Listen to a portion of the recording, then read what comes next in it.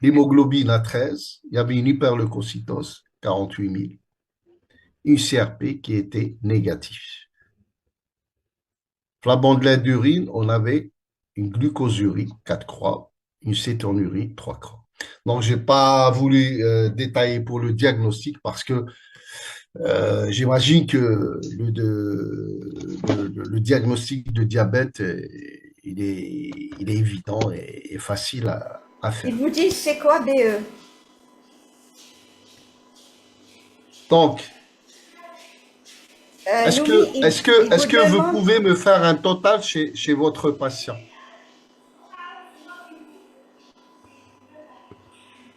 c'est-à-dire, Un total. Donc, je vais le faire moi-même. C'est un enfant qui est âgé de 2 ans et demi, sans antécédent. Il présente cliniquement une détresse respiratoire, une déshydratation à 8% avec troubles neurologiques. Comment on a fait? Bon, il pèse 11 kilos et d'après la mammo, il a perdu 1 kilo. Donc, on a fait le pourcentage, c'était plutôt une déshydratation à 8%. Il présentait un syndrome polyuropolydepsique, un amaigrissement et paradoxalement, il présentait une hypertension artérielle. Vous voyez, la tension artérielle à 14,7. Et sur le plan biologique, on a une hyperglycémie. On a un pH qui est à 7,6, une hyperleucocytose, d'accord? Et une glucosurie 4 croix, cétonurie 3 croix. Alors, quel diagnostic retenir?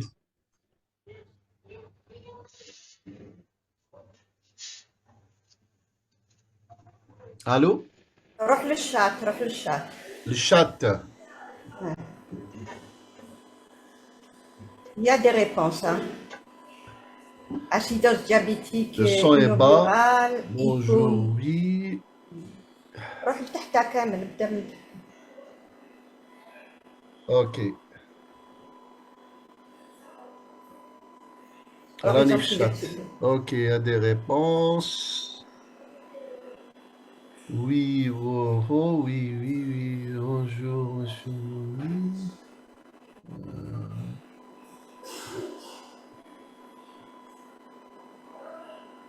Il y a des gens qui ont des problèmes de connexion, hein.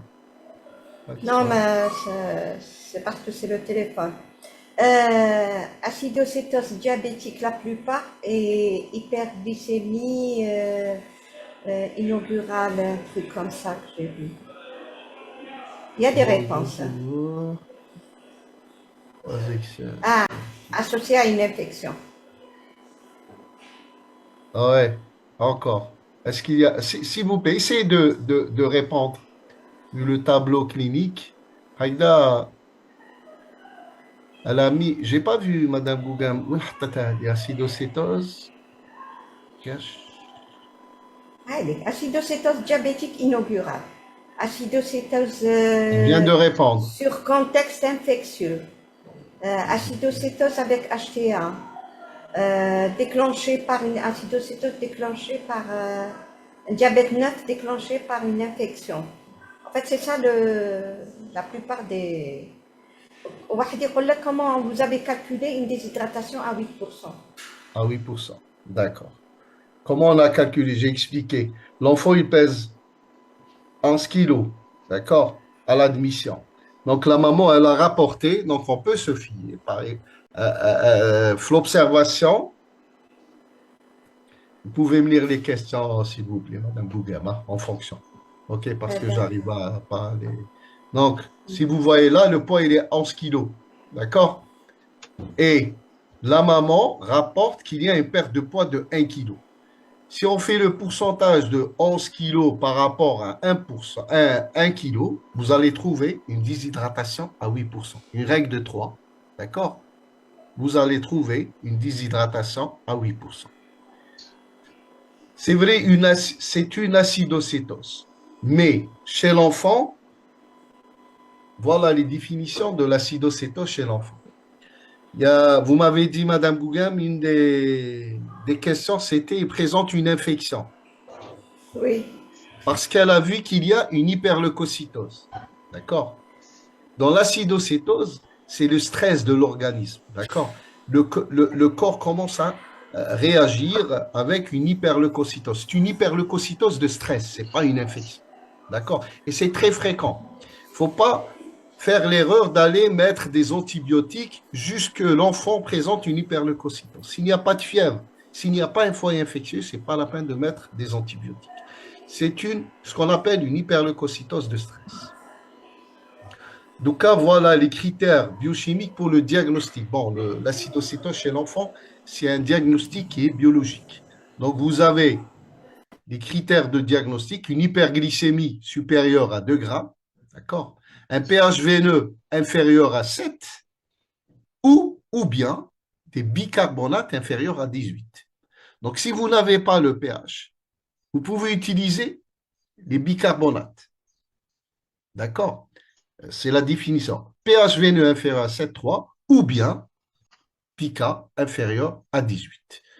Et bien sûr, en dernier, la cétonémie. La cétonémie, c'est des lecteurs, c'est la recherche de cétone dans le sang. C'est plus fiable que la cétonurie, que la recherche des corps cétoniques dans les urines.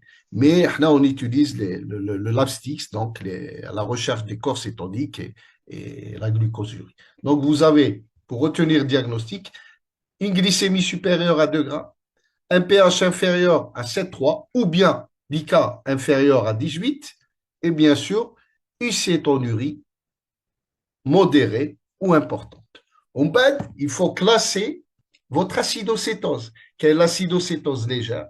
Quelle est l'acidocétose modérée et sévère chez l'enfant? C'est ça la définition qui concerne l'enfant. Hein. Restons chez l'enfant. Donc, l'acidocétose légère, c'est un pH qui est inférieur à 7,3 et les BICA inférieurs à 18. OK? Modéré, c'est le pH inférieur à 7,2 et les BICA inférieurs à 10. Sévère, pH inférieur à 7,1 et les bicarbonates sériques inférieurs à 5. D'accord? Donc, si on revient à notre enfant, il avait un pH à 7,06. Donc, si on définit l'acidocétose standard, c'est une acidocétose sévère. Vu que le pH Adam, il était inférieur à 7,1, 7,10, inférieur à 7,06. D'accord? Est-ce que vous avez d'autres questions? J'aurais aimé. Est-ce qu'il y a d'autres questions, Madame Gouga? Allô? Allô, allô? Oui. Moi, j'enlève le Vous, sang en général. Pas de vous syndrome m'entendez? infectieux, quel signe probable révélateur de diabète dans ce cas? Ah, j'ai pas bien entendu. ما تقدرش تروح لو شات امبوسيبل. Le chat. ما خرجوليش les روح questions. لافان. Pas de sang. Bonjour. Je n'ai pas لا لا روح لافان روح لافان. la روح fin. vers 9h40 54. 53 54. Regardez bien le total. Je vous mets le total. D'accord? Vous regardez bien le total et vous, les questions, normalement, Alors شوف واش قال لك. ouais. Alors, parce que je ne sais pas si je pourrais vous suivre d'une manière. Allez, Shanici, Alors, Lahbot. on a Est-ce répondu. que, est-ce que le partage de PowerPoint a réussi, madame? Oui. Ouais, très bien. Alors, Bonjour, اطرح شو الفوق عم تروح شو الفوق عم. أنا لتحت أنا إيه ما لقيتش بونجور تو الموند راني في روح 10h46 ما 9h58. خرجوليش أنا راني في 10h47 حبست التم Ah bon? وي وي وي Alors, راه من تحت وي اتوندي ماشي ريبوندر كان من تحت allez. Diabétique inaugurale. Oui, c'est une respiration, ce qu'on appelle une respiration de Kussmaul, parmi défilés ou les questions. C'est une respiration métabolique. Ce n'est pas une détresse respiratoire d'une pneumonie ou autre. La respiration, c'est la respiration de l'acidose. C'est plus une polypnée qu'une détresse vraie. D'accord? Bien sûr, c'est une acidose très bien répandue. Acidocétose inaugurale. Donc, c'est un début. Diabétique, C'est un patient qui présente une hyponatrémie, exactement, avec une hypochlorémie, qu'on va voir après, d'accord? Acidocétose diabétique. Je voulais aborder un truc, enfin, on le verra après. Acidocétose, très bien. Hyperglycémie suite à une infection. Non, c'était pas ça. Donc, l'hyperleucocytose, c'est dû à un stress. D'accord?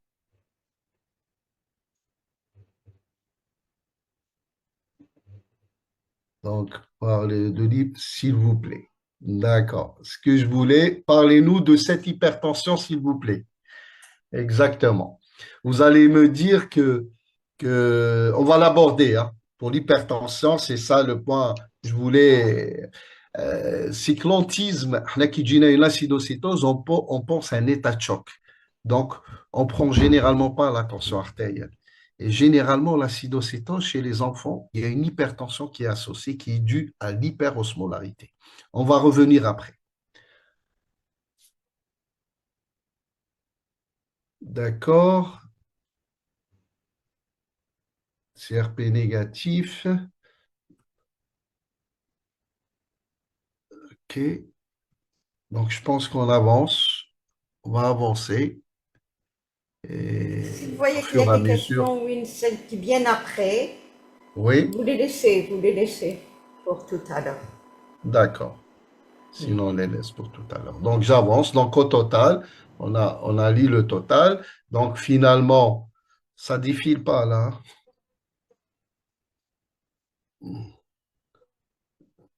Si, on vous suit, on vous suit. Très bien. Donc, c'est une acidocétose sévère avec un pH inférieur à 7. Donc, regardez bien les résultats du laboratoire. Donc, là, nous lisons les résultats du laboratoire. Avez-vous tous les tests sanguins nécessaires pour prendre en charge ce patient? Justifié. Ram les résultats. Est-ce que vous avez tous les bilans nécessaires pour prendre en charge une acidocétose?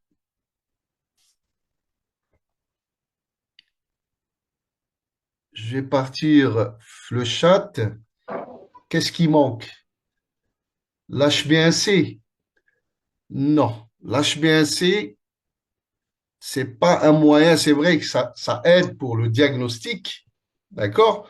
Mais c'est pas un moyen pour prendre en charge cet enfant. Donc, on n'a pas besoin de l'HbA1c pour prendre en charge notre enfant. D'accord? Très bien, la calémie. Oui, la calémie, c'est un élément qui est essentiel pour la prise en charge. C'est Boubrahan, docteur Boubrahan, c'est la calémie. Donc, il faut avoir, avant de commencer, la prise en charge de votre enfant. Donc, à ce stade de l'enquête, il est essentiel de connaître la valeur du potassium. Sans potassium, on ne peut pas avancer. D'accord? Et si on commence le traitement sans potassium, sans savoir le capital du potassium dans l'organisme, on peut avoir des problèmes. D'accord? Donc, cette information est vitale pour garantir un remplacement électrolytique approprié. Donc, il y a un autre médecin qui a répondu le bilan rénal. Oui, effectivement, il y a une déshydratation, une acidocétose. Il nous faut le bilan rénal. Mais ce qui est capital, c'est le potassium. Ça serait bien d'avoir avec lui le bilan rénal de notre enfant. Très bien, on avance. Donc, dans tout ça, la prise en charge de notre enfant, qu'est-ce qu'il faut faire? Donc, les premiers gestes à faire, une position latérale de sécurité chez notre enfant, il a des troubles de la conscience. Donc, somnolence, il répond, bon, il réagit à peine, donc il faut toujours mettre en position latérale de sécurité. Aspiration nasogastrique, c'est trouble de la conscience. S'il vient de boire ou de manger, il vaut mieux aspirer s'il y a un coma ou autre. Oxygénothérapie, parce qu'il y a une certaine acidose. OK, il y a une petite détresse respiratoire, donc il vaut mieux le mettre sous oxygène. Antibiothérapie chez les patients fibriles. D'accord? Après avoir fait les prélèvements. Si vous avez une acidocétose, il ne faut même pas mettre des antibiotiques d'emblée, même si vous avez une hyperleucocytose. D'accord? Et si vous avez une CRP négative, ce n'est pas la peine de mettre les patients sous antibiotiques. Alors, qu'est-ce qu'il faut? Si vous avez un enfant qui est fébrile, vous faites les prélèvements bactériologiques, les hémocultures, et vous pouvez mettre une antibiothérapie probabiliste, et après, vous attendez les résultats de la culture. Le CG, bien sûr, analyse de l'endetté pour détecter des signes d'hypo et d'hyperglycémie, un sondage vésical. Il n'est pas systématique. On le met sauf chez les nourrissons qui sont comateux. D'accord? Et sur le plan biologique, on fait une glycémie, on fait les ionogrammes sanguins, le potassium, sodium, les gaz du sang, bien sûr, avec le pH et les BICA, l'urée, le bilan rénal. On essaie de calculer l'osmolarité. Vous avez la formule, donc c'est la natrémie qui dépend de la natrémie, il dépend bien sûr de la glycémie et le bilan rénal. Normalement, l'osmolarité, elle est à 280, entre 280 et 295. Si elle dépasse 295 milliosmoles par litre, c'est qu'il y a une hyperosmolarité. Et dans l'acidocétose, vous avez toujours une hyperosmolarité. Il faut bien comprendre. Vous pouvez la calculer pour vérifier, d'accord? Vous avez besoin d'une natrémie, vous avez la formule, la glycémie et l'urée. Pour le traitement, ça aide, d'accord? Vous n'êtes pas tout le temps obligé tout le temps de la calculer, mais au début, avant de commencer le traitement, ou bien vous commencez le traitement et vous calculez l'osmolarité. La bandelette urinaire, bien sûr, c'est en urie, glucosurie. Faites une formule. Il n'y a pas beaucoup de bilan à faire. Hein. D'accord? Concentration d'albumine, du calcium, phosphate, magnésium, si possible, ce n'est pas nécessaire. Hein. D'accord? Et surtout le potassium et le sodium. Et bien sûr, le bilan infectieux qui n'est pas systématique, sauf s'il y a des signes d'appel. Professeur, et Oui, ces bilans, vous les faites au niveau des urgences, c'est ça? oui, oui. Oui, ils sont accessibles. Hein. Et je Au pense niveau qu'ils des sont urgences, accessibles quand dans tous l'on les se EPH, présente dans aux tous les. urgences. Oui, au D'accord. niveau des urgences, oui. Au Oui, niveau oui. des urgences, il y a une Oui, personne oui. qui vous demande, je Vous ne sais avez pas si juste une elle est formule. infirmière. Un ionogramme, vous avez besoin d'un bilan rénal et une CRP, une formule, bon, une CRP. Et à partir de là, vous pouvez calculer l'osmolarité. Et un Lasix, une bandelette urine. Ils On n'a vous pas disent que besoin l'analogie n'est d'HbA1c, pas disponible. l'HbA1c ou la. Non, non, non. L'HbA1c, c'est pour poser le diagnostic. C'est-à-dire là, si vous avez une glycémie, vous avez le diagnostic d'un diabète, n'allez pas faire le malade, il est en train de suffoquer, tout le monde dit l'HbA1c. L'HbA1c, dit en bête quand vous rétablissez l'acidocétose. D'accord? Est-ce que, est-ce que il y a une question, je ne Oui. sais pas, peut-être qu'elle est paramédicale. C'est quoi le rôle du paramédical à ce moment? Le rôle de paramédical, c'est la prise en charge. C'est tout ce qu'on vient de dire, la position latérale, de sécurité, une bonne voie d'abord. On a besoin de deux voies d'abord. Déjà, réunir le patient, mais chez une seule voie d'abord, il faut directement par l'infirmier qui est compétent, on sait qu'ils sont très compétents dans nos urgences. لازم ياخد لنا deux bonnes voies d'abord. Il met le malade en position de sécurité, donc latérale ou la décubitus dorsale, et il le met sous oxygénothérapie, il l'aspire si c'est nécessaire, d'accord? Donc le rôle, il est très important. C'est la prise en charge initiale, c'est la prise en charge de nos infirmiers, d'accord? On va aux urgences. Et donc, on continue. Est-ce qu'il y a d'autres questions à Google? Non? Je ne sais pas. Alors, alors, il y a deux questions. Hein.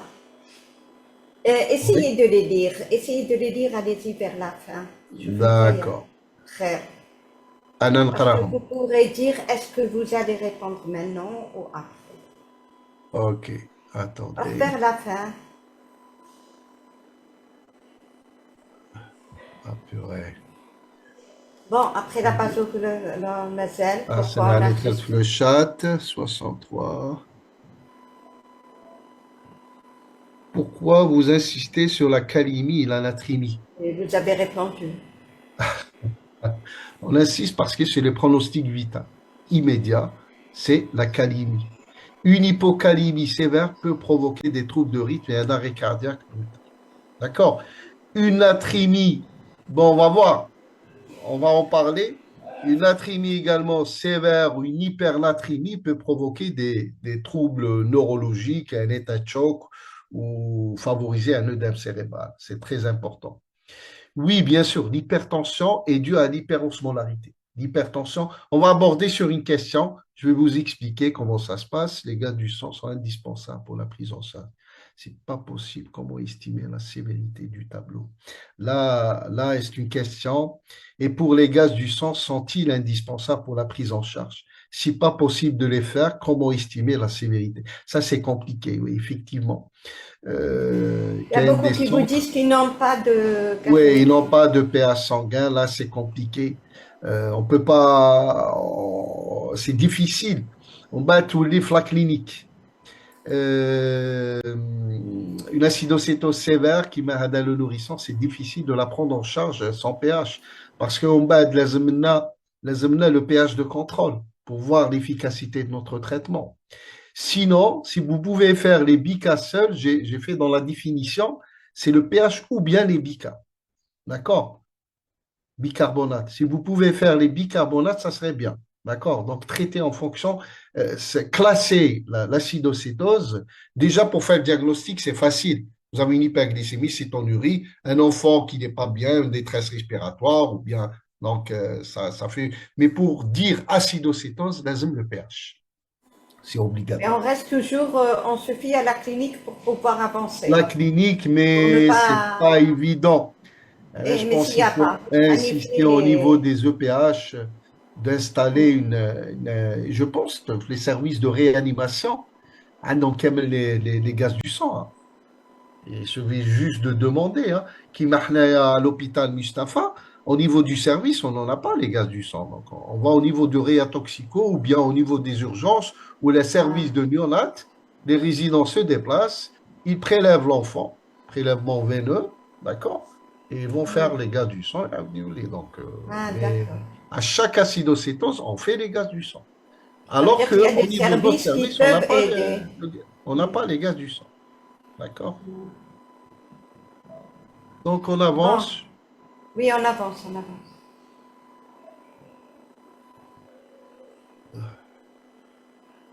Hmm. Et le partage. Ouais.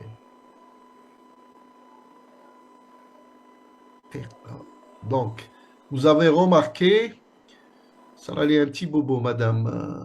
Assenet. Je pense que vous continuez, Ah, ensuite on revient non, aux non, questions. allez. Très bien, ok. Vous avez remarqué à l'admission, attendez, hein, je dois échapper pour Madame Défilé en bas.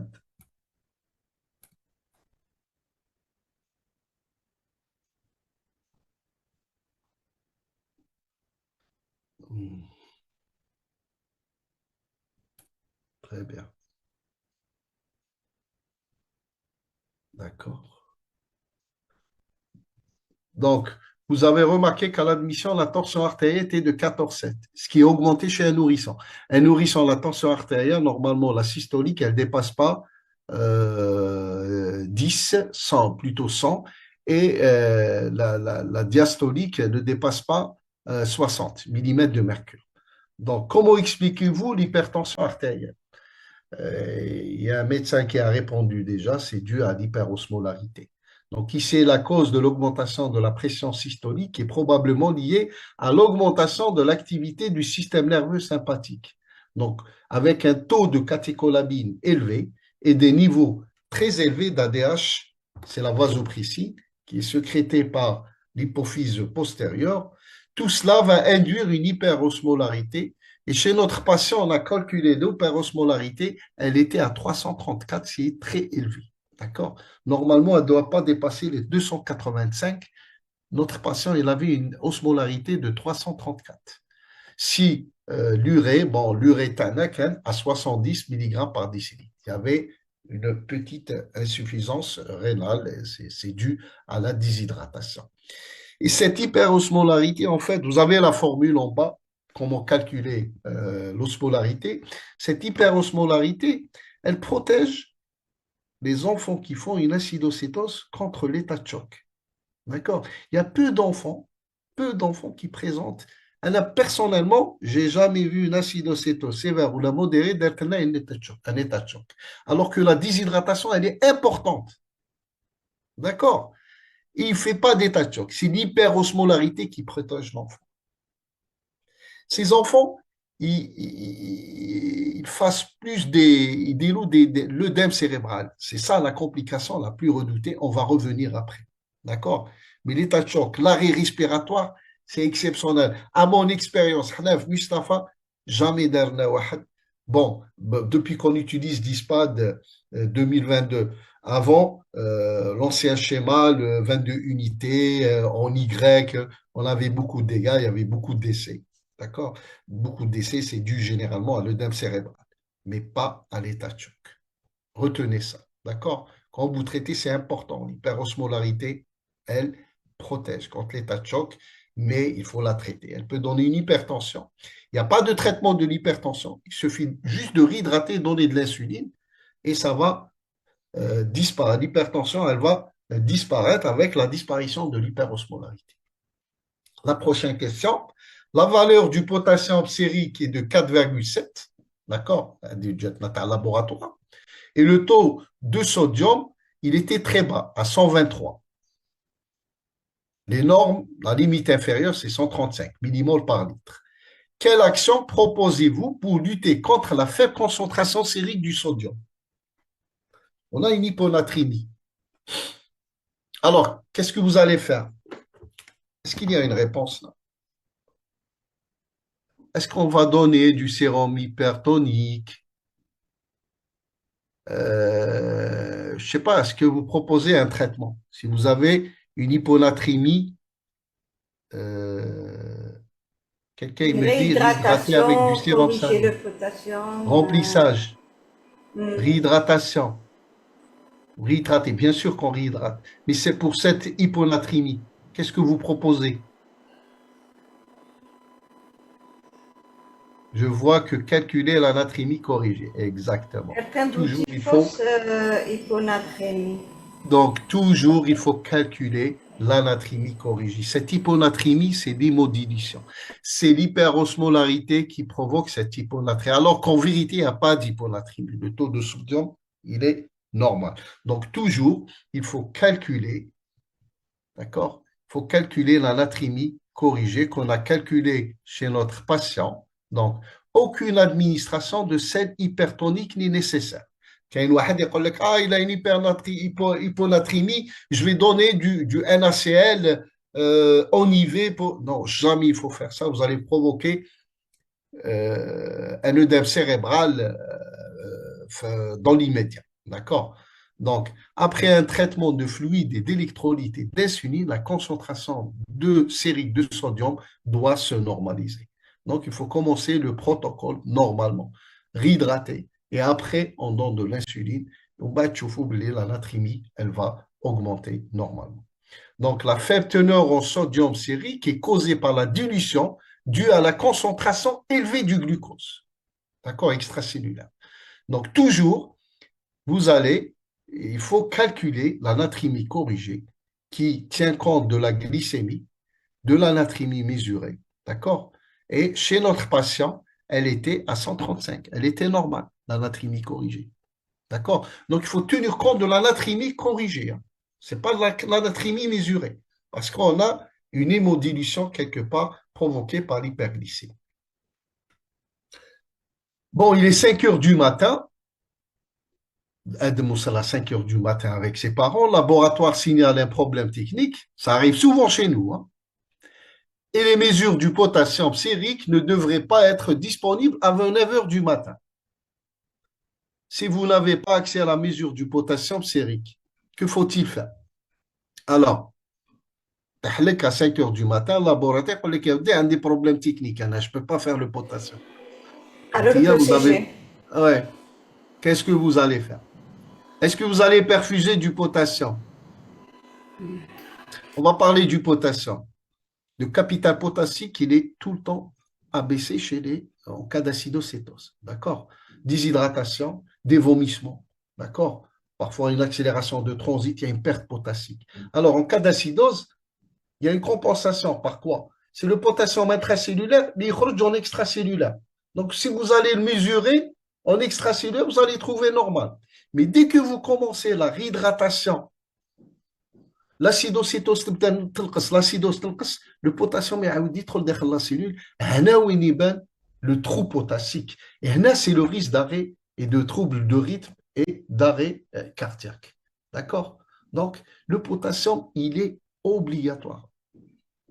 Il faut avoir un potassium avant de commencer le traitement par peur d'hypocalémie.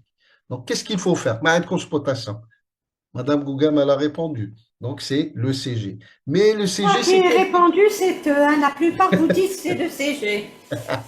Donc, le CG, même le CG, c'est compliqué de l'avoir, les urgences. احنا ما عندناش le CG. كاين le CG partout كاين le CG mais la كيما plupart حنايا ما عندناش حنا بون نتكلوا على généralement on a l'accès au potassium donc si vous n'avez pas un ionogramme, si vous n'avez pas la valeur du potassium, il faut jamais infuser du potassium par peur de l'hypercalémie. عندكم تقدر تكون عندكم une insuffisance rénale, une hypercalémie au début. Si vous infusez, vous pouvez avoir une hypercalémie. D'accord? Donc, jamais infuser de potassium si vous n'avez pas la calémie. Vous pouvez surveiller la calémie par le CG. Installer le CG, rechercher les signes d'hyper. Et je vous apprends rien. Donc, vous savez, c'est quoi, comment on cherche les signes d'hypocalémie à l'ECG avec l'intervalle PR allongé, l'onde de T aplatie. D'accord? Et les signes d'hypercalémie. Donc, l'hypercalémie également, elle n'est pas rare, hein, si vous avez une insuffisance rénale. La seule raison à ne pas commencer le potassium sans information sur le potassium est l'insuffisance rénale. L'insuffisance rénale peut provoquer une hypercalémie et bien sûr, en rétrocontrôle, elle augmente l'hyperglycémie. Avec quel traitement devriez-vous commencer? Alors, chez votre enfant, est-ce que vous avez commencé avec l'insuline? Est-ce que vous avez commencé en donnant le potassium en IV ou la réhydrater ou la... Alors, le premier geste à faire, c'est votre enfant. Premier traitement à donner. la plupart Je vais vers les réponses. Réhydratation. Réhydratation, réhydratation, oui, c'est la réhydratation. réhydratation D'accord. ensuite Avec quoi la réhydratation? Avec du sérum salé. Par du salé. sérum salé, exactement, à 9 pour 1000. OK? Donc, on commence avec une réhydratation avec du sérum salé. Donc, on donne, si on n'a pas un état de choc, d'accord? Si on n'a pas un collapsus, qui est rare, on commence par 10 millilitres par kilo et par heure. D'accord? Et répéter si nécessaire pour rétablir la circulation périphérique. Toujours, jamais, il faut jamais mettre de l'insuline avant de réhydrater. C'est l'hypocalémie et c'est l'œdème cérébral. Ça, c'est arrivé. Il dit que les urgences, il pose le diagnostic d'acidocétose, ما عندوش بلاصة. يقول له روح ما على باليش راهو في المدية يقول له روح للقصر البخاري يقول له استنى قبل ما تروح ندير لك une injection d'insuline. Alors, في الطريق, il va faire son œdème cérébral. Jamais il faut donner de l'insuline avant de réhydrater. Le protocole, il est bien clair. Chez l'enfant également, il y a eu l'acidocétose. Vous avez bien répondu. Je m'attendais qu'un واحد يقول لك Bika. Chez l'adulte, il donne les Bika. Chez l'enfant, il ne faut jamais donner du bicarbonate. Il faut réhydrater avec du sérum salé. D'accord? Toujours sérum salé à 9 pour 1000. Les Bika, il y a un risque d'hypocalémie sévère chez l'enfant. Je ne sais pas, ça ne m'intéresse pas l'adulte. Je ne sais pas, ça ne m'intéresse pas l'adulte. L'enfant, il ne faut jamais donner les Bika. D'accord? Attends, même les réanimateurs, même chez l'enfant, ils donnent des Bika À chaque fois, on leur dit non, non, ce n'est pas le protocole. Chacun il a son protocole. Mais chez l'enfant, c'est qu'on est en bas de bicarbonate. Il y a un risque également, ça accélère le risque d'œdème cérébral. Il y a deux cas où on peut utiliser des bicarbonates dans les formes d'acidocétose vraiment sévères. Sévères, on peut donner 1 mg par kilo pendant 1 heure ou là pendant 30 minutes. D'accord? Et elle n'est pas renouvelable. 1 millimol par kilo pendant 30 minutes. D'accord? Et en cas d'hypercalémie sévère. D'accord? On peut s'aider avec les bicarbonates et c'est discutable. Là, chez nous, pratiquement, on n'utilise pas les bicarbonates. D'ailleurs, les flacons de bicarbonate, on ne les utilise jamais. Chez les enfants, en acidocétose, même sévère. D'accord? En cas d'hypercalémie, oui, si on donne des bicas, ça diminue un petit peu la calémie, ça fait rentrer le potassium à l'intérieur de l'acide. Mais c'est exceptionnel. Déjà, l'hypercalémie, en cas d'acidocétose, elle est exceptionnelle. Et bien que l'insuline soit nécessaire pour normaliser la glycémie, supprimer la cytogenèse, d'accord, un bolus onivé d'insuline augmentera le risque d'œdème cérébral et augmentera le risque d'hypocalémie. Donc, pas de bica, pas d'insuline au début. Donc, à l'admission, la valeur du potassium, elle était de 4,7. Eh bien, quand allez-vous commencer à ajouter du potassium en remplacement des fluides? On a dit au début que le déficit en potassium, il est constant. D'accord, chez l'enfant. Alors que tu as le potassium. Le potassium, tu as Adam, il est à 4,7, ce qui est normal. D'accord? Est-ce que nous avons Est-ce que nous avons la deuxième phase de l'insuline? Qu'est-ce que vous proposez? Est-ce qu'il y a des réponses? Et c'est ça la partie la plus importante de la prise en charge. C'est le remplacement du potassium avec l'insuline. Oui, avec l'insuline. Dans la majorité des cas, avec l'insuline. Après l'insulinothérapie, avec l'insuline, avec l'insuline. Mais là, on a un potassium qui est normal. Il faut toujours calculer le potassium en fonction du pH. Donc, c'est la calémie corrigée. D'accord? On doit calculer la calémie corrigée. Si on trouve une hypocalémie, on va commencer le potassium avec la réhydratation. Si on trouve une normocalémie, calémie corrigée normale, on commence le potassium après la phase de réhydratation. C'est-à-dire, quand vous avez, qui m'a répondu Thomas, c'est après la réhydratation avec l'insulinothérapie. D'accord? Donc, toujours, on calcule la calémie corrigée. Calémie corrigée égale la calémie mesurée moins 6. Vous avez 7,40 moins le pH mesuré. Et en fonction de cette calémie, si vous avez une hypocalémie, vous faites le potassium avec le remplissage. Vous donnez 20 mètres par litre, 20 millimoles par litre. Et avant l'insuline, d'accord, c'est avec le remplissage. Si vous avez une hypocalémie, vous ne pouvez pas donner l'insuline au moment de l'hypocalémie. Ça va aggraver le tableau. Ça va accélérer le passage du potassium du milieu extracellulaire vers le milieu intracellulaire. Ça va aggraver. Donc, on donne le potassium, le remplissage. Après, on corrige la calémie. Après, on donne l'insuline. Si la calémie corrigée, elle est normale, il faut commencer le remplissage normal. On va parler après de la durée du remplissage. Puis, on donne l'insuline et du potassium. Là, le potassium me donne 40 mecs ou la millimole par litre. Si vous avez une hypercalémie corrigée, c'est rare, hein, en cas d'insuffisance rénale, il faut toujours attendre. Il ne faut pas donner du potassium. À il y aura un rétablissement de la fonction rénale.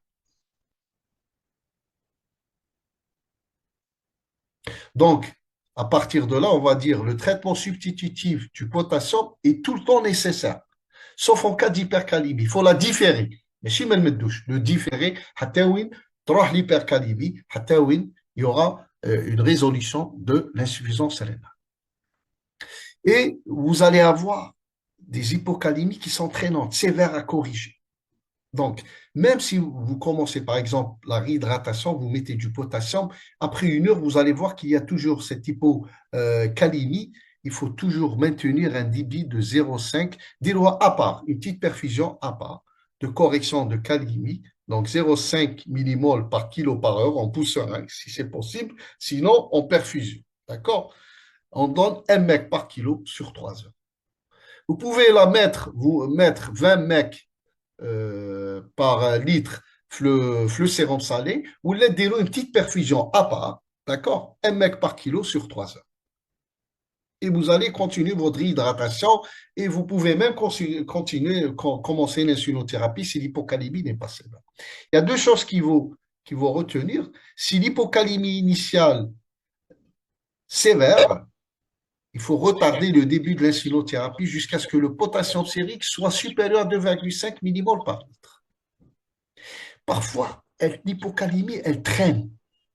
Elle traîne. Mais tout le tu vois, déjà, d'être là, faut que vous pouvez commencer l'insulinothérapie. L'insulinothérapie également, elle est primordiale. On doit commencer l'insuline. On ne peut pas attendre 12 heures. Des fois, ça prend 6 heures, 7 heures pour que la calémie se corrige. On ne peut pas attendre ce temps-là où l'enfant n'a pas reçu son insulinothérapie parce qu'il présente une hypocalémie. Dès que tu es vous pouvez commencer l'insuline. Il y a lequel l'insuline, mais tu douche la dose totale pour diminuer un petit peu le débit. C'est ça le principe.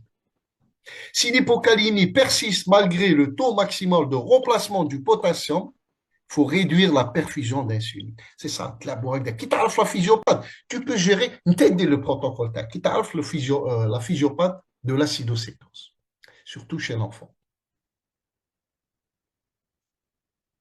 Est-ce que vous avez des questions ici? Aider la partie, c'est important. Avant de passer au schéma proprement dit. La pratique de pH n'est pas mesurée un défaut à gaz du sang. Enfin, on a souvent une insuffisance rénale fonctionnelle. Un bilan biologique. L'insuffisance rénale fonctionnelle, dès que vous commencez la réhydratation, c'est comme les déshydratations chez les nourrissons. Elle va se rétablir. Attention à l'hypercalémie seulement.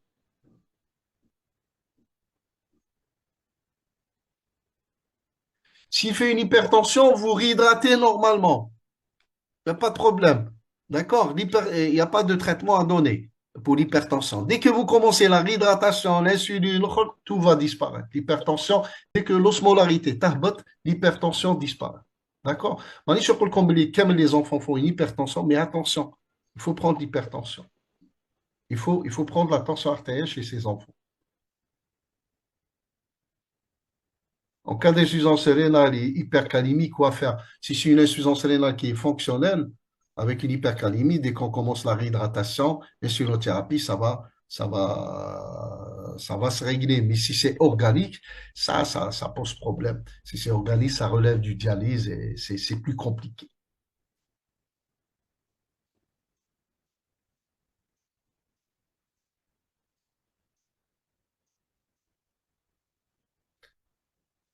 Donc, il y a des questions en ce qui concerne le schéma, ça va venir après. Donc, on va l'aborder, Lucas. Donc, donnez la conduite thérapeutique des fluides et d'insulinothérapie chez votre patient.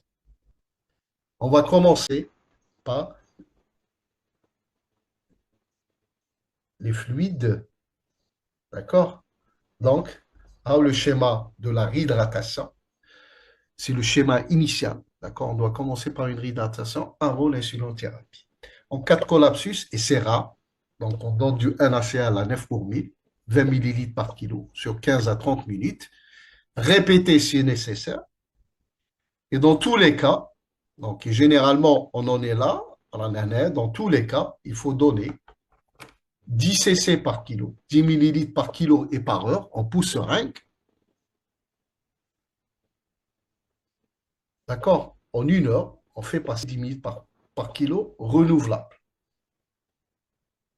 Généralement, la réhydratation, ça dure 2 heures. Et généralement, c'est 10 millilitres par kilo par heure.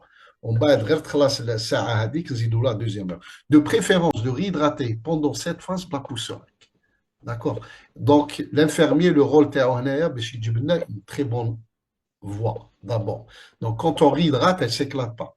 Donc, il vaut mieux, dès le départ, il prend deux ou trois voies.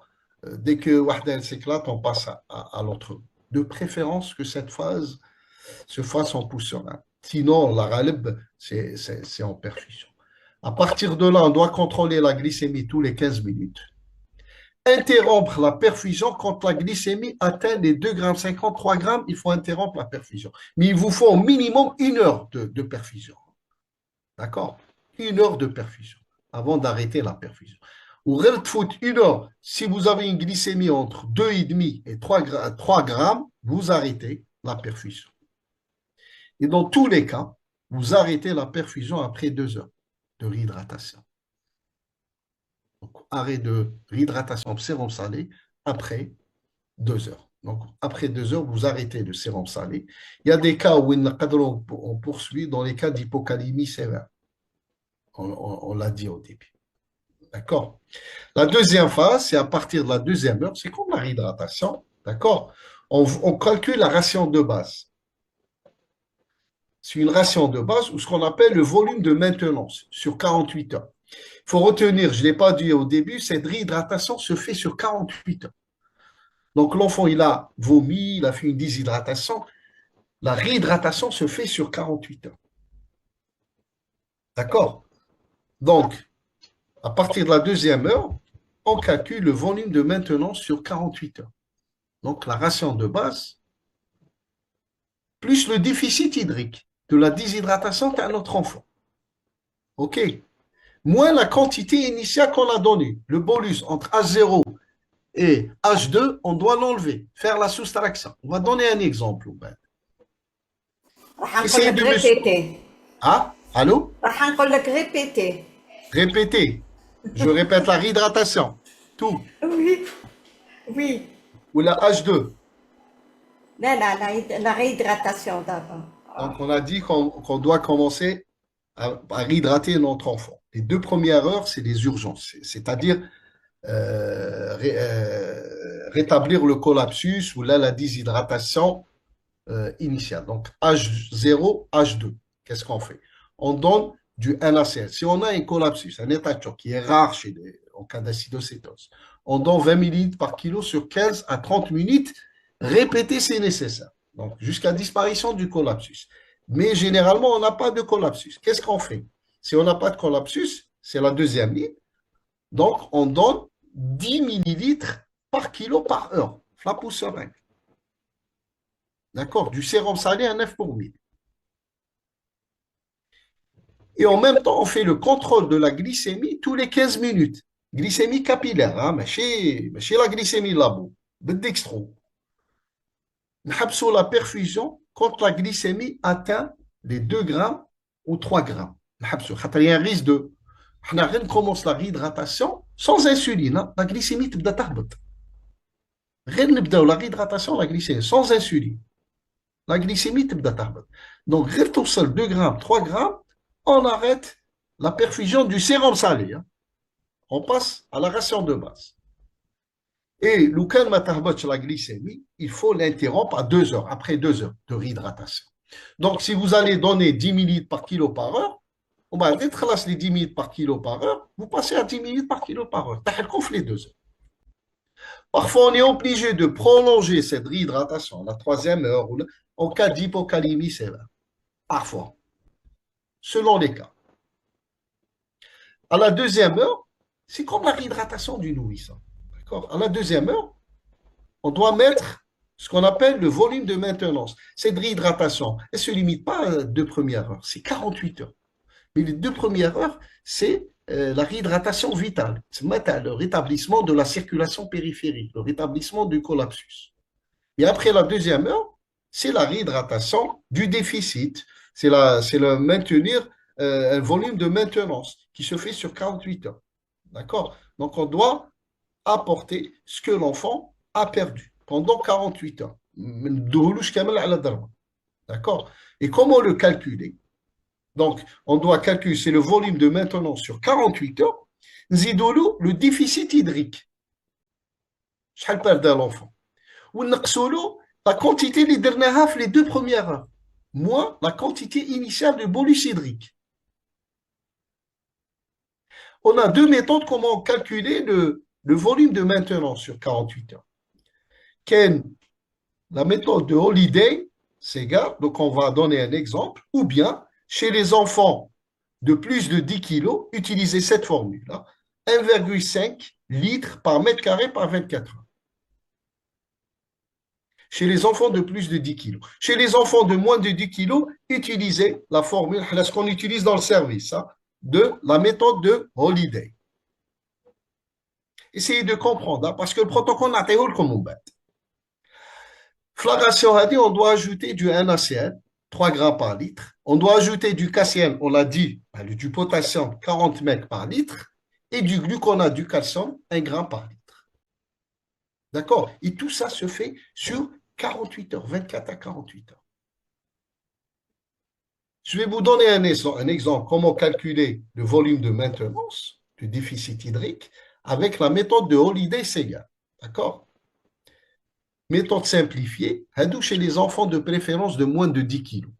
Donc, moins de 10 kg, vous allez donner 100 millilitres par kilo par 24 heures. S'il pèse 5 kg, c'est 100 fois 5. Ça va être 500 millilitres par 24 heures.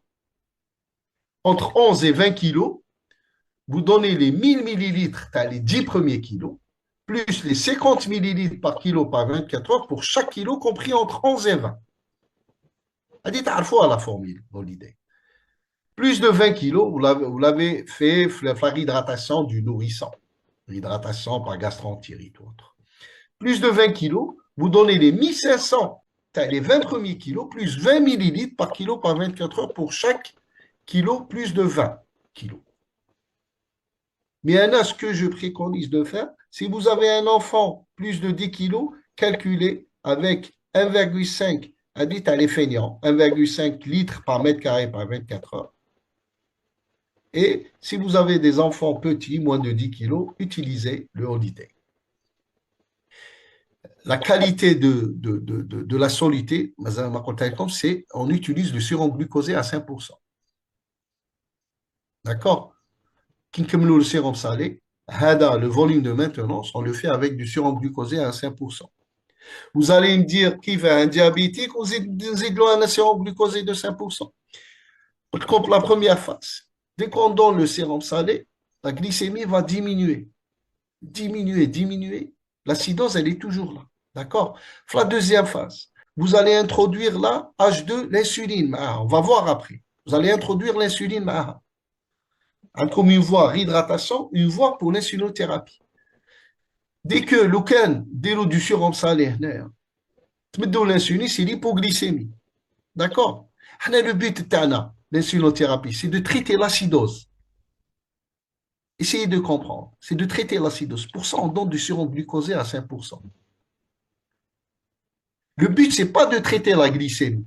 Le but, c'est de traiter l'acidose. Donc, on donne du sérum glucosé à 5%, flagration, en plus de l'insuline. Dès que l'acidose disparaît, on peut arrêter même la perfusion et continuer en péros. Tout ça, le liquide, là, on utilise, dès que l'acidocétose, elle disparaît, on peut passer en péros. Hein. Parce que cette réhydratation se fait au niveau ou en péros. C'est la même chose. Pour le Holiday, donc, j'ai expliqué comment calculer le volume maintenant sur 24 heures. Et le déficit hydrique, si par exemple vous avez une déshydratation à 5%, c'est 50 millilitres par kilo. Je donne un exemple. Un enfant qui a 4 ans et qui pèse 15 kilos, il est déshydraté à 5%. D'accord? Donc le déficit hydrique, c'est 50 millilitres par kilo. Vous êtes d'accord? Donc, à peu près, c'est 750 millilitres. Même protocole, j'ai donné cet exemple. Hein. Vous pouvez suivre. Donc, le déficit hydrique est calculé 50 millilitres par kilo. Donc, ça va faire 750 millilitres. Le volume maintenant sur 24 heures, c'est 1000. L'enfant, il pèse combien? Il pèse 15 kilos. Donc, on a donné les 1000 millilitres, les 10 premiers kilos, plus 50 millilitres d'accord, par kilo, par 24 heures pour chaque kilo compris entre 11 et 20 kilos, ce qui correspond, notre enfant, il a 15 kilos, donc 5 fois 50 millilitres, le tout, c'est 1250 millilitres. 1250 millilitres par 24 heures. Maintenant, on doit perfuser sur 48 heures. Donc, le débit de perfusion, c'est 750 à le déficit, plus 1250 à 24 heures l'oula, plus 1250 à 24 heures deuxième, divisé par 48 heures, vous avez 68 millilitres par heure. Vous allez reprendre comme protocole, la communication, vous allez reprendre ça va devenir c'est un calcul mental. D'accord. Bon, pour les perfusions, même les urgences, par exemple, si cet enfant, 68 millilitres par heure, euh, donc parfois c'est difficile, mais douche la voix. Donc, vous pouvez la faire par perfusion.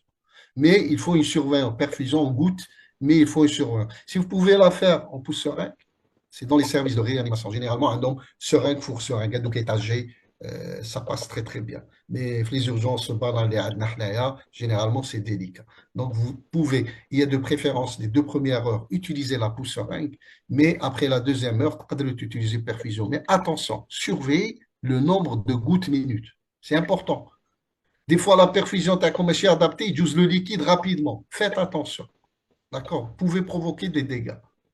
Donc, il faut surveiller la perfusion تاعي لو كان تقعد l'infirmier تقعد لي قدامه اسيدوسيتون تجي واحده في الشهر مي نهار يجي جو لو برون شارج كوريكتومون ماشي ندير له لا بيرفيزيون ونروح نخلي لا بيرفيزيون تجوز نعاود نولي نلقاها فارغه تجوز بهي بلي زيليكتروليت نعشي باوتر شوز داكور Ils vous disent, vous surveiller les n'avez pas gouttes enlevé la surveiller la quantité de perfusion remplissage. Professeur, ils vous disent, vous oui n'avez pas enlevé la quantité de remplissage. là la quantité De remplissage. De la première heure. oui on n'a pas oui oui bien sûr on doit enlever à partir de là, on doit. J'ai mis bark. Vous avez raison, Madame Bouga. Là, j'ai pas enlevé la quantité de remplissage qui est. Je ne sais pas si c'est l'enfant il a reçu, il fait un collapsus ou là, mais généralement c'est 20 millilitres par kilo. C'est 10 millilitres par kilo par heure et 10 millilitres par kilo par heure. C'est 20 millilitres par kilo. S'il pèse 15 kilos, c'est 20 fois 15. D'accord? Et avec la quantité, il faut l'enlever de, euh, de la quantité exactement. Vous avez raison. Je n'ai pas enlevé. Il faut avant de Ça veut dire calculer. qu'ils suivent bien parce que c'est leur réponse. C'est Eh leur ben, eh ben, remarque. eh ben, eh ben, eh ben, eh ben, félicitations. Je vais pas Là, j'ai fait une erreur. Je n'ai pas enlevé la quantité, mais il faut qu'il l'enlève. C'est une petite quantité. C'est 20 millilitres par 15 kilos qu'il faut enlever de la quantité avant de calculer le débit. Très bien. Ça se voit, c'est une question, tu as un médecin. Oui, oui.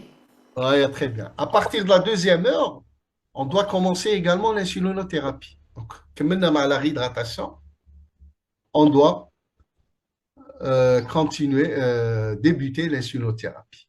Donc, comment on fait l'insuline? On doit adapter, je ne sais pas, est-ce que vous avez l'habitude avec l'enfant, je ne sais pas comment l'adulte idéal. Là, on prépare des perfusions. On sait que l'insuline, l'IO qu'on a à l'hôpital, 1 millilitre, ça correspond à 100 unités d'insuline. 1 millilitre, c'est pour 100 unités. Pour l'insuline ordinaire, normale. Mais là, ce qu'on doit utiliser, Flaperftana, c'est 1 unité par millilitre. La perfusion d'insuline, il ne faut pas la faire. L'insuline, c'est obligatoire. Il ne faut pas le faire en perfusion. Si on pousse avec. Là, c'est la perfusion, on peut passer à la perfusion goutte minute, mais pour l'insuline, c'est en IV. D'accord? Chez l'enfant, c'est en IV. C'est obligatoire. Elle dit qu'en Y, en perfusion, là, c'est abandon. D'accord? Donc, qu'est-ce qu'on fait pour avoir 1 unité par millilitre? Donc, on met l'insuline lactrapide, on dilue 50 unités d'insuline, c'est-à-dire, on a 1 millilitre pour 100 unités. Donc, les 0,5 millilitres. نديروها dans 49,5 millilitres de soluté saline. Sérum salé, normal. Agda, on aura une unité par millilitre. Et on doit purger la tubulure de la soluté d'insuline préparée. La tubulure, on doit la purger. D'où les infirmiers et la soluté les préparée, si elle dépasse 8 heures, il faut la jeter. L'insuline, donc il faut la remplacer après 8 heures. La dose d'insuline, en fonction de l'âge et la sévérité de l'acidocétose. Si vous avez une acidocétose légère, chez les enfants de moins de 5 ans et plus de 5 ans, la dose diffère. D'accord? Une acidocétose légère, c'est-à-dire un pH supérieur à 7,2, il faut donner 0,03 unités par kilo par heure. D'accord? C'est facile de la calculer à partir d'une soluté de 1 unité par millilitre. Donc, on donne 0,03 unités par kilo par heure. Chez les enfants de plus de 5 ans, on donne 0,05 unités par kilo par heure. En cas d'acidocétose modérée à sévère, on donne 0,05 unités dans les formes chez les enfants de moins de 5 ans, 0,05 et 0,1 unités par kilo par heure chez les enfants de plus de 5 ans. Parfois, avec cette dose réinstallée ou l'insulinothérapie, l'enfant il va nous faire des hypoglycémies. Même avec du G5. Hein. G5. Là, l'insuline, il faut mettre du G5 avec les électrolytes qu'on a cités. Et après avoir calculé ce volume de maintenance. Parfois, l'enfant il va faire des hypos.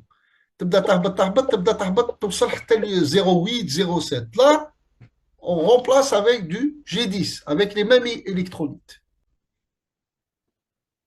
pour prévenir l'hypoglycémie. Allez, on est en train de traiter l'acidose, on n'est pas en train de traiter la glycémie. Qui veut du G10 ou un diabétique? Oui, tu mets du G10 bicarbonate tant que l'acidose elle est là. Tant que l'acidose elle est sévère à modérée. Quitte ou légère, par exemple, tu as contrôlé 2 heures après ou les 6 heures après, ou l'être légère, quand sévère ou l'être légère, là, vous pouvez vous en passer, mettre des louches du G10, n'acasse l'insuline. Quand a 0,1 unité par kilo, arjaha 0,07. D'accord? Pour ne pas, je mets de l'hypoglycémie. Vous comprenez?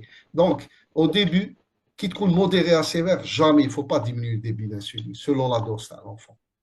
Il faut agir en augmentant, il fait hypoglycémie, il faut agir en augmentant l'apport, c'est-à-dire du G5, vous passez au G10. On va quitter les légères l'acidose, là, vous pouvez diminuer l'insuline. J'ai mis en rouge, ne pas diminuer la perfusion de l'insuline tant que l'acidocétose persiste, particulièrement si le pH il est inférieur à 7. Comment surveiller votre patient? Est-ce qu'il y a des questions ici? On a le temps, Madame Gouga. Oui, Allô? largement, Largement. largement. Est-ce qu'il y a des questions ici? Oui, il y a des questions. Donc, quand arrêter l'insuline, donc nous la question dose maximale d'insuline, 10 unités par heure. Mais quelle dose maximale? Vous calculez, s'il y a 0,1 unité par kilo, c'est en fonction du poids par heure. Il ne faut pas aller au-delà de 0,1 unité. D'accord? Parce que des fois, on va voir après, il me fait des la réhydratation. Il n'a pas de raison de vous faire la glycémie. ما طلعش من بعد ما تشوفوش les chiffres de 5 4. Si vous voyez des chiffres 5 4 avec insuline installée, ça fait 2 heures ou la 3 heures, il y a un problème de perfusion. Vérifiez la perfusion TAC. L'insulinothérapie. Pouvez-vous nous répéter l'insulinothérapie? On a le temps pour répéter l'insulinothérapie, Madame Bougan. S'il vous plaît, plus de comment surveiller. On va voir comment surveiller. Peut-on utiliser bandelette dextro pour évaluer le pH? Non, non, on peut pas. On peut pas. Le pH sanguin, c'est les gaz du sang. On ne peut pas évaluer avec des bandelettes. On a la cétonymie. Avant, on avait des bandelettes de cétonymie. Mais actuellement, elles n'existent plus sur les hôpitaux. Mais c'est magnifique. Parce que, vous voyez, la cétonymie, le lecteur de cétonymie, il est utile par rapport au au Lapstix. Généralement, pour le diagnostic cétonémie ou la cétonurie, c'est la même chose. Mais pour la surveillance, la cétonémie, elle est plus intéressante parce qu'il y a un décalage entre la cétonémie et la cétonurie. Parfois, la cétonémie, elle disparaît, mais la cétonurie persistante, elle persiste. Donc, c'est un moyen de diagnostic, la cétonurie, mais ce n'est pas un moyen de surveillance. Par contre, la cétonémie, oui. Mais malheureusement, on n'a pas de lecteur de cétone. Pour reprendre l'insulinothérapie, c'est pas magique, hein, je reprends l'insulinothérapie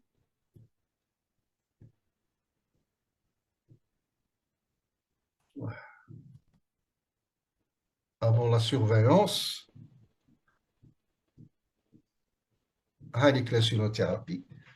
Donc, le but de l'insuline à l'hôpital, c'est de lactrapide. D'accord, c'est l'IO.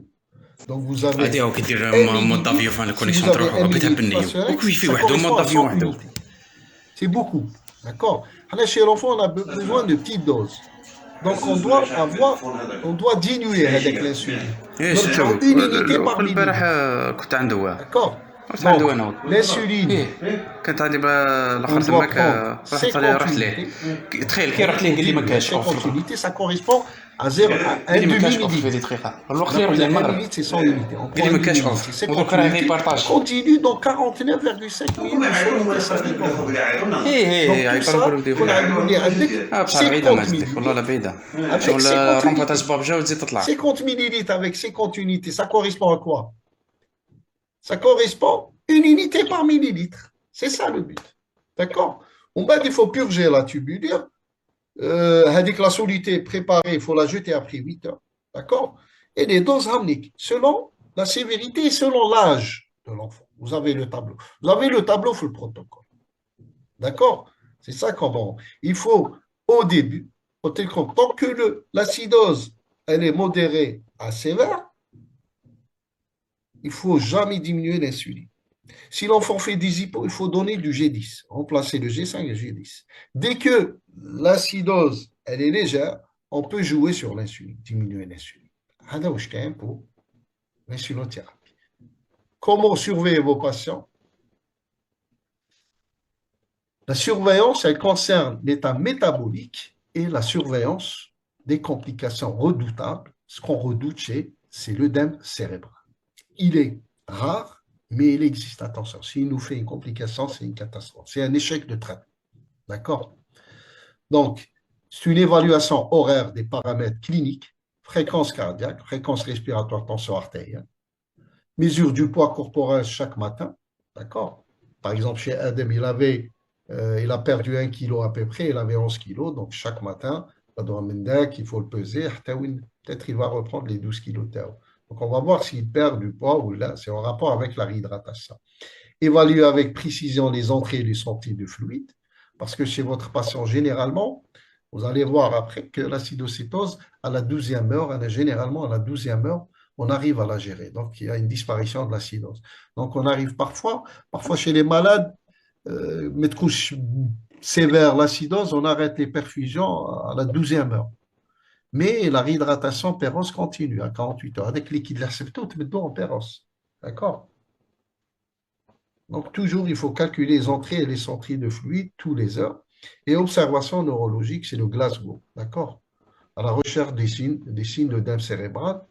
Et, bien sûr, mesure de la glycémie capillaire, dextro chaque heure. Qu'on a les 2 premières heures chaque 15 minutes, donc catholique chaque heure.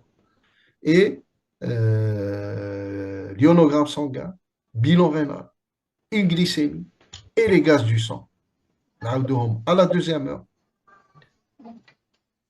au début, à H0, à la 2e heure, H6 et H12. Donc au début, 2 heures après, on bat tous les 4 à 6 heures. C'est pas ماشي قرآن هذه تقدر ديرها انت ما عندكش ما لحقتش لابو مغلق ولا ما il y a un problème technique, le décalage d'une heure ou ça pose pas de problème. D'accord? Pour la surveillance.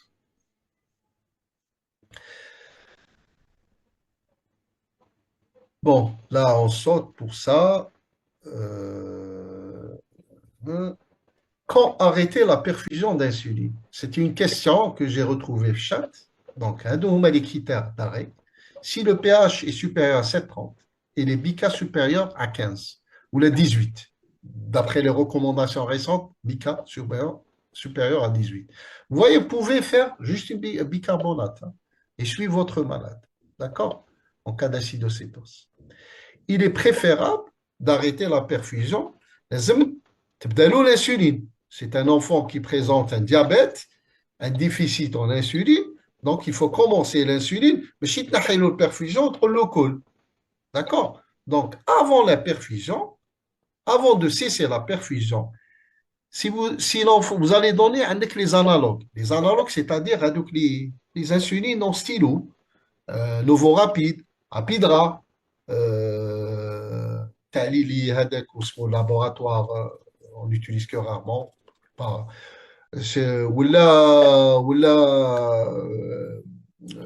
celui de Biocar, la rapide, d'accord. Vous avez tous les Hadouk, c'est les analogues. On les utilise 15 à 30 minutes avant d'enlever la perfusion. Mais si vous n'avez pas ça, les analogues, ça arrive, hein, des fois, mais des analogues, on peut donner de l'insuline ordinaire, d'accord. Mais là, c'est 1 heure avant d'arrêter la perfusion. Dès l'eau, l'insuline terme. Comment on l'a calculé à l'insuline, c'est un autre débat, c'est une autre présentation. D'accord? Donc, vous donnez l'insuline. Pour l'insuline ordinaire, il faut faire la différence de l'insuline ordinaire et des analogues. Hein. Les analogues ont une action, début d'action plus rapide. C'est pour ça qu'on le donne 15 à 30 minutes avant. Mais l'IO, il a une action plus prolongée. On va dire, les perfs, il prend son repas. Donc, toujours, il faut, avant d'arrêter les perfusions, choisissez un repas. Par exemple, soit c'est le petit déjeuner, ou là avant le déjeuner, ou là. Si, par exemple, à 10 heures, vous, asbar midi, باش تنحيلو البرف, ديروا l'insuline, غير تنحيلو ديروا 15 à 30 minutes avant l'analogue, تنحيلو les perfs, il prend son repas et il a son insuline. Donc, d'après les études, la majorité des épisodes d'acidocétose se résolent au bout de 12 heures. D'accord? Et généralement, avant 24 heures, j'arrête la perfusion et je continue la réhydratation perce. Quelles complications vous redétez le plus chez Adem au cours du traitement? Et comment faire le diagnostic? Et comment la prendre en charge?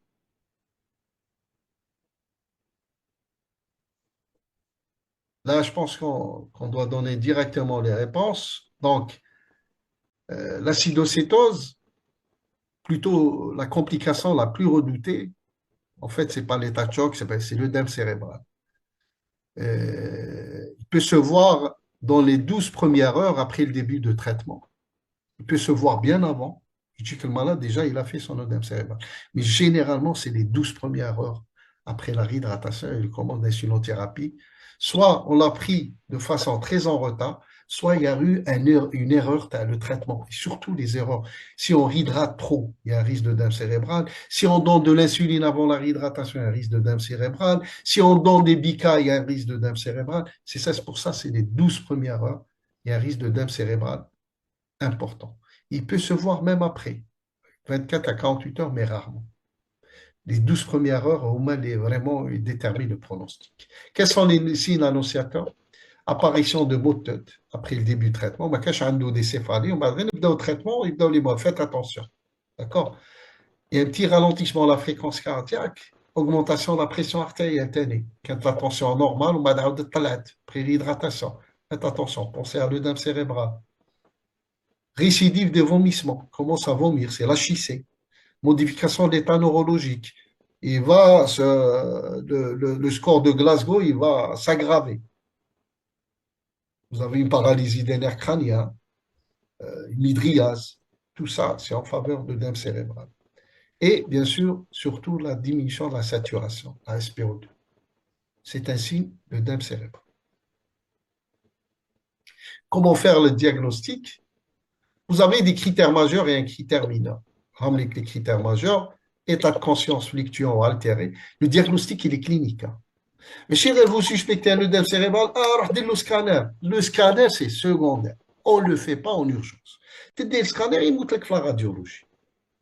Le diagnostic clinique, معليش traité par excès que تبعته يروح يدير لك سكانر يقدر يدير له دم cérébral سكانر تلقاه normal.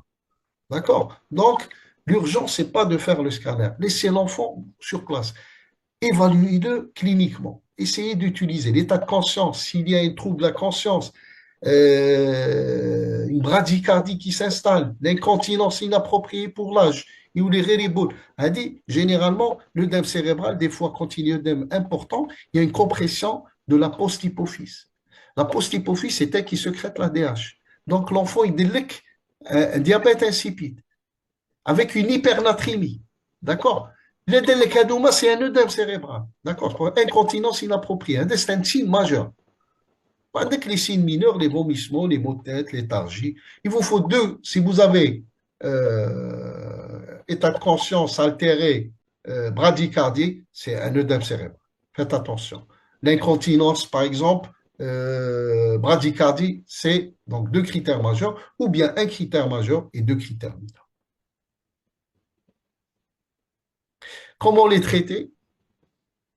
Dès qu'on suspecte l'œdème cérébral, il faut surélever la tête de 30 degrés, réduire le débit de perfusion d'un tiers. Donc la perfusion du doigt, vous la réduisez de un tiers. On donne du mannitol, 0,5 à 1 gramme sur 20 minutes. D'accord? Donc, le mannitol, il est à 20%. Donc, pour 100 cc, faites attention, 100 cc fait 20 grammes. D'accord? Donc, la quantité de doigt, elle est petite. Hein. Donc, répétez en cas de réponse initiale. Non, s'il n'y a pas de réponse dans les 30 minutes. Si on n'a pas du mannitol, les réanimateurs, nos collègues, peuvent nous préparer une soluté saline hypertonique. Si on n'a pas qu'elle, les solutés J-Flem, mais généralement, mais les réanimateurs, il faut y préparer. Donc, vous pouvez aider, ça donne des aussi bons résultats que le mannitol. Parfois, le mannitol, mais ils n'ont pas de résultats. Les solutés hypertoniques, elles donnent des résultats. On donne 5 à 10 minutes par kilo sur 30 minutes. Rarement, il vaut mieux éviter l'intubation parce que ça aggrave le tableau, mais parfois, l'insuffisance respiratoire imminente peut nous obliger à intuber nos patients. Je ne le répète pas, l'imagerie cérébrale ne doit pas faire retarder le traitement. Oui, dès que l'urgence elle est gérée, on peut faire un scanner à la recherche des signes, ils peuvent provoquer l'œdème cérébral, des hémorragies ou bien une thrombose. Donc là, il y a l'indication d'évaluer les dégâts après. Donc, c'est pas la peine, ce n'est pas un moyen de diagnostic le scanner. Donc 10 à 25% des survivants, vous voyez les dégâts qu'ils provoquent. L'œdème cérébral ont une morbidité résiduelle importante. Ce qu'il ne faut pas faire. Allô, Madame Gougam? Allô, allô? Oui, j'éteins mon micro. Parfois, je parle tout seul comme ça, je me dis. Vous ne parlez pas tout seul, ils sont en train de vous suivre et de poser des questions en même temps. D'accord. Est-ce qu'il y a des questions? Je termine les deux plaques. Vous terminez les deux plaques et vous reprenez les questions plus à l'aise. Ce qu'il ne faut pas faire, c'est de trop vite réhydrater. Je l'ai dit, il y a un protocole à suivre. Donc, vouloir corriger rapidement la natrémie, l'osmolarité ou la glycémie. D'accord? Donc, allez-y tout doucement. Il faut éviter d'apporter trop de bicarbonate et éviter les bicarbonates carrément. Oubliez d'apporter du potassium ou de l'aroité et de ne pas réexaminer de votre enfant régulièrement. Il faut avoir un protocole bien écrit, clair, sans ambiguïté et connu. Il y a des gens, ils disent la garde, mais alors ce protocole. Il dit à un enfant, comment faire? Il faut le prendre en charge. Si vous avez un infirmier qui est compétent, vous pouvez le prendre en charge. Les urgences,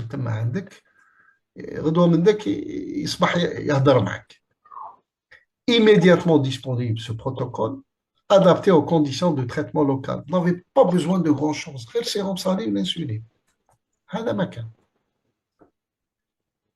Et une pousseur. Une pousseur, vous l'êtes, en tout cas, banal, normalement. Et bien sûr, de préférence, demander un avis à des seniors qui ont l'habitude de traiter ces acidocétoses. En résumé, le traitement de l'acidocétose n'est pas une recette, mais un traitement à raisonner. D'accord? Vous voyez, c'est un traitement à raisonner. Mais chez le c'est en fonction de l'état de votre malade, de l'état ionique, de l'état clinique. D'accord? Toujours penser à un risque d'œdème cérébral. Vaut mieux faire durer plus longtemps la réhydratation et l'acidose que de prendre le risque d'œdème cérébral. On a terminé avec la présentation. Je vais vous montrer que Euh, ah, oui, le protocole. Le le protocole. protocole, oui. D'accord. Je ne sais pas si je pourrais le partager. Kifan Madame Gougamdo, que je partage. Hawlik. Très bien. Il est partagé comme ça? روحوا للشات نشوفوا. Oui, il est partagé. Il est À quoi tu partagé. faut faire, Aïda? Protocole أنا d'urgence. نشوفه. أنا نشوفه Ça فيه. diffuse. Très bien. Alors, le protocole, je viens de le rédiger mars 2025 avec l'accord du chef de service. Ce qu'on est en train, c'est un protocole qu'on utilise, ça fait longtemps, mais on a préféré bien de le codifier. D'accord? Et bon, j'ai mis une petite introduction, la clinique, vous avez tout. Le diagnostic, ce qu'on a montré, l'hyperglycémie, le pH veineux, d'accord? Et l'évaluation initiale. Vous voyez ce tableau, il est intéressant dans le sens où je vous dis, un enfant qui a une acidocétose, c'est difficile d'évaluer le degré de la déshydratation. Surtout le mec comme un poids antérieur. Qui m'a par exemple, il y a 11 kilos, la maman comme il a perdu 1 kilo. Prenez en considération, il y a tout le temps tel d'eau. À la belle, à la belle, comment il a perdu. Mais des fois, ما عندكمش حكاني وزين. Du comme un adolescent, يقول لك ما على باليش انا حكاني وزين. Mais Touma, qu'est-ce que vous faites? Selon l'ISPAD, il y a une acidocétose légère, on écrit le tableau, c'est une déshydratation à 5%. Si une acidocétose modérée, c'est une déshydratation à 7%. Une acidocétose sévère, c'est une déshydratation à 10%. D'accord? Si vous ne pouvez pas évaluer, et c'est généralement c'est ça parce qu'il y a l'hyperosmolarité, l'évaluation de la déshydratation, c'est difficile. D'accord? Donc, prenez en considération ce tableau. Ça va vous aider pour la prise en charge et les calculs Là, c'est le score de Glasgow. D'accord? Comment évoluer l'état neurologique. Vous avez les réponses oculaires, les réponses verbales. D'accord? Et vous avez pour les nourrissons, Hada, il est fait pour les nourrissons, les réponses verbales, enfants qui ne parlent pas. Vous pouvez évaluer. D'accord? Et les réponses motrices. Donc, le score de Glasgow, inférieur à 12, c'est un signe de gravité. Alors, le bilan initial, ce qu'il faut faire, vous avez tout. Hein. Bilan initial à S0, FNS, glycémie, ionogramme sanguin, gaz du sang, urée créable, qu'est-ce que vous avez? D'accord? Les EPH TACOF, l'intérieur du pays, calcémie, phosphate. Calcémie, pouvez vous en passer. Phosphate, magnésium. D'accord? Parce qu'il n'y a pas à l'école. Même si vous avez une hypophosphatémie, ce n'est pas la peine de corriger. D'accord? Osmolarité, comment la calculer? D'accord? Vous avez la formule. Vous avez besoin de la glycémie et vous avez besoin de la natrémie. Et le bilan rénal. Vous avez vos autres osmolarités. Bilan infection, il n'est pas systématique, c'est en cas de signe d'appel. Si vous avez une fièvre. Je vous dis une hyperleucocytose, l'acidocétose, c'est une hyperleucocytose d'entraînement, ce n'est pas signe d'infection. La prise en charge, ramener les modalités, par hydratation à zéro, ou je déclenche PowerPoint, d'accord? Si vous avez oublié quelque chose, vous pouvez vous reprendre ici. Même l'exemple que j'ai donné, où je n'ai pas fait la soustraction à les 2 premières heures, juste pour vous signaler ça. Nature de soluté, et le remplissage, le potassium, ce que j'ai mis PowerPoint à l'honneur. Remplacement du potassium, du sodium, les bicas, j'ai parlé des bicas. Donc, on ne doit pas utiliser les bicas. Et l'insulinothérapie, le tableau d'insulinothérapie, le dose, et comment surveiller. D'accord? La surveillance, et quand cesser la perfusion, et les complications, le l'œdème cérébral, les signes annonciateurs, le diagnostic et le traitement.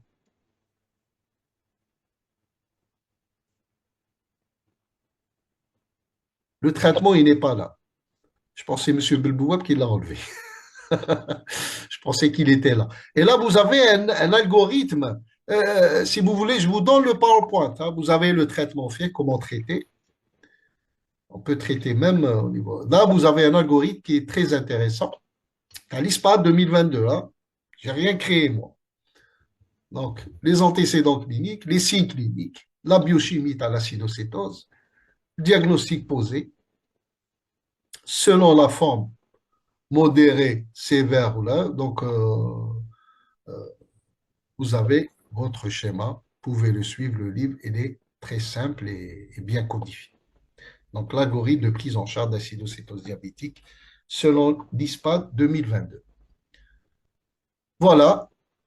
Donc, s'il y a des questions, je vais chercher en bas si on trouve des questions. Il y a des questions, mais s'il vous plaît, n'écrivez pas vos mails, ça sert absolument à rien L'ancien du tout, hein. schéma n'est plus utilisé, alors que dans plusieurs établissements, il n'y a ni gaz du sang, je lis ça, l'ancien schéma n'est plus utilisé. Alors, même l'ancien schéma, on utilisait les gaz du sang, hein. Alors que dans plusieurs établissements, il n'y a ni gaz du sang, ni ionogramme, entre autres le nôtre. Et pour la voie orale, quelles sont les solutés utilisées? L'insuline, on doit le maintenir par voie IV si on décide de maintenir la réhydratation par voie orale. Sur l'ISPAD, elle prend en considération tout ça. Par exemple, si vous avez des formes légères, c'est-à-dire les formes légères, un pH qui est supérieur à 7,20. Pour les formes modérées à sévères, c'est le traitement IV. Mais si vous n'avez pas le choix, la réhydratation par voie orale, si l'enfant il a des vomissements, là, c'est compliqué, hein. Donc, je parle des formes légères. Vous pouvez réhydrater par voie orale, d'accord, et donner l'insuline au sous-cutané. Comment vous allez faire? Vous allez prendre une unité par kilo, d'accord, l'enfant combien il pèse, et vous allez la répartir tous les 3 à 4 heures. Vous donnez en sous-cut. Pour les formes, je dis modérées, plutôt légères, pH supérieur à 7. Et vous réhydratez par voie paroisse. Si l'enfant ne peut pas se réhydrater, de l'eau sonde gastrique, de l'eau même du sérum salé. Vous réhydratez avec du sérum salé. D'accord?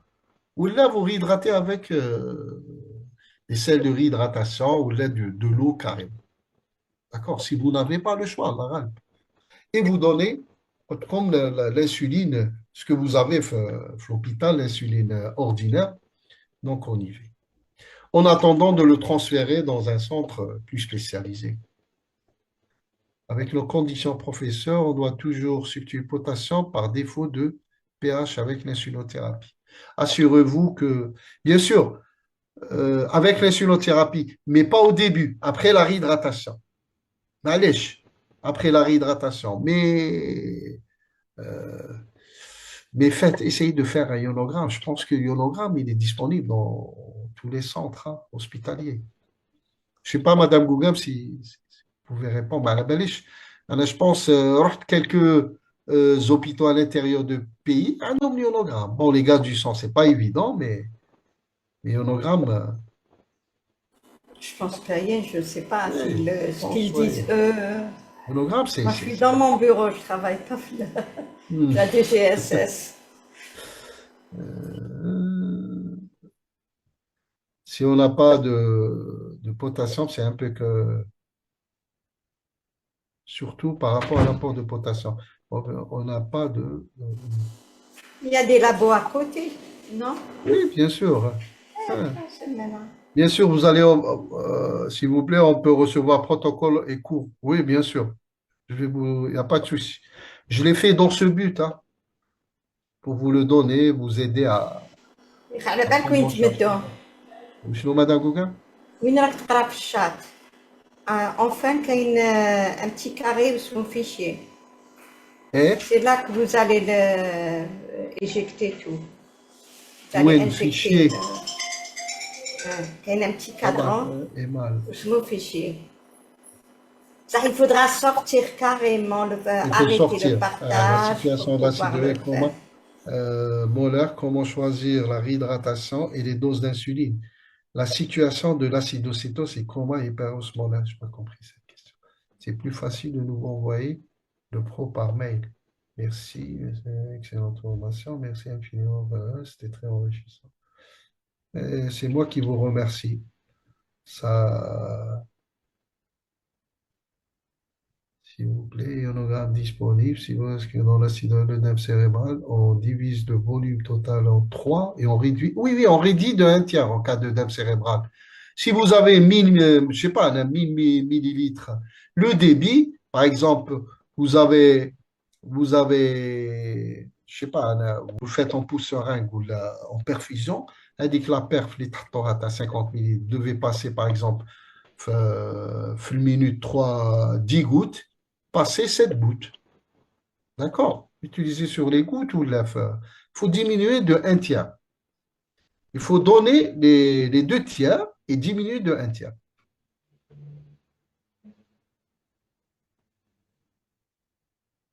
S'il vous plaît, plus de détails sur l'apport de NaCl selon l'ISPA 2020. Oh, l'apport de NaCl, je l'ai dit, hein, il n'y a pas de supplémentation de NaCl. On donne du sérum salé, on hydrate les 2 premières heures avec du sérum salé, ça suffit. Hein. Si on a une hyponatrémie, il ne faut pas donner de sérum salé hypertonique. Diabétique, en cas de cétose diabétique inaugurale, pour l'insuline en subcutané à posologie, est-ce que c'est chaque 4 heures ou 2 heures? La réhydratation en IV, j'ai expliqué là, c'est calculer une unité par kilo sur 24 heures. Par exemple, s'il pèse 20 kilos, vous donnez unité par kilo, c'est 20 unités par 24 heures. Vous divisez sur 6, vous allez avoir un 3, un 4 unités. Donc 4 unités tous les 4 heures. D'accord? هذه كي ما تقدروش تمدوا l'insuline on y va. Et en même temps, ou la réhydratation, là, on y va, sinon une réhydratation péros. Vous pouvez utiliser la réhydratation IV ou en même temps l'insuline en suppute. Mais de préférence, l'insuline en IV. Hein. En cas d'acidocétose, surtout modéré à sévère, c'est l'insuline en IV.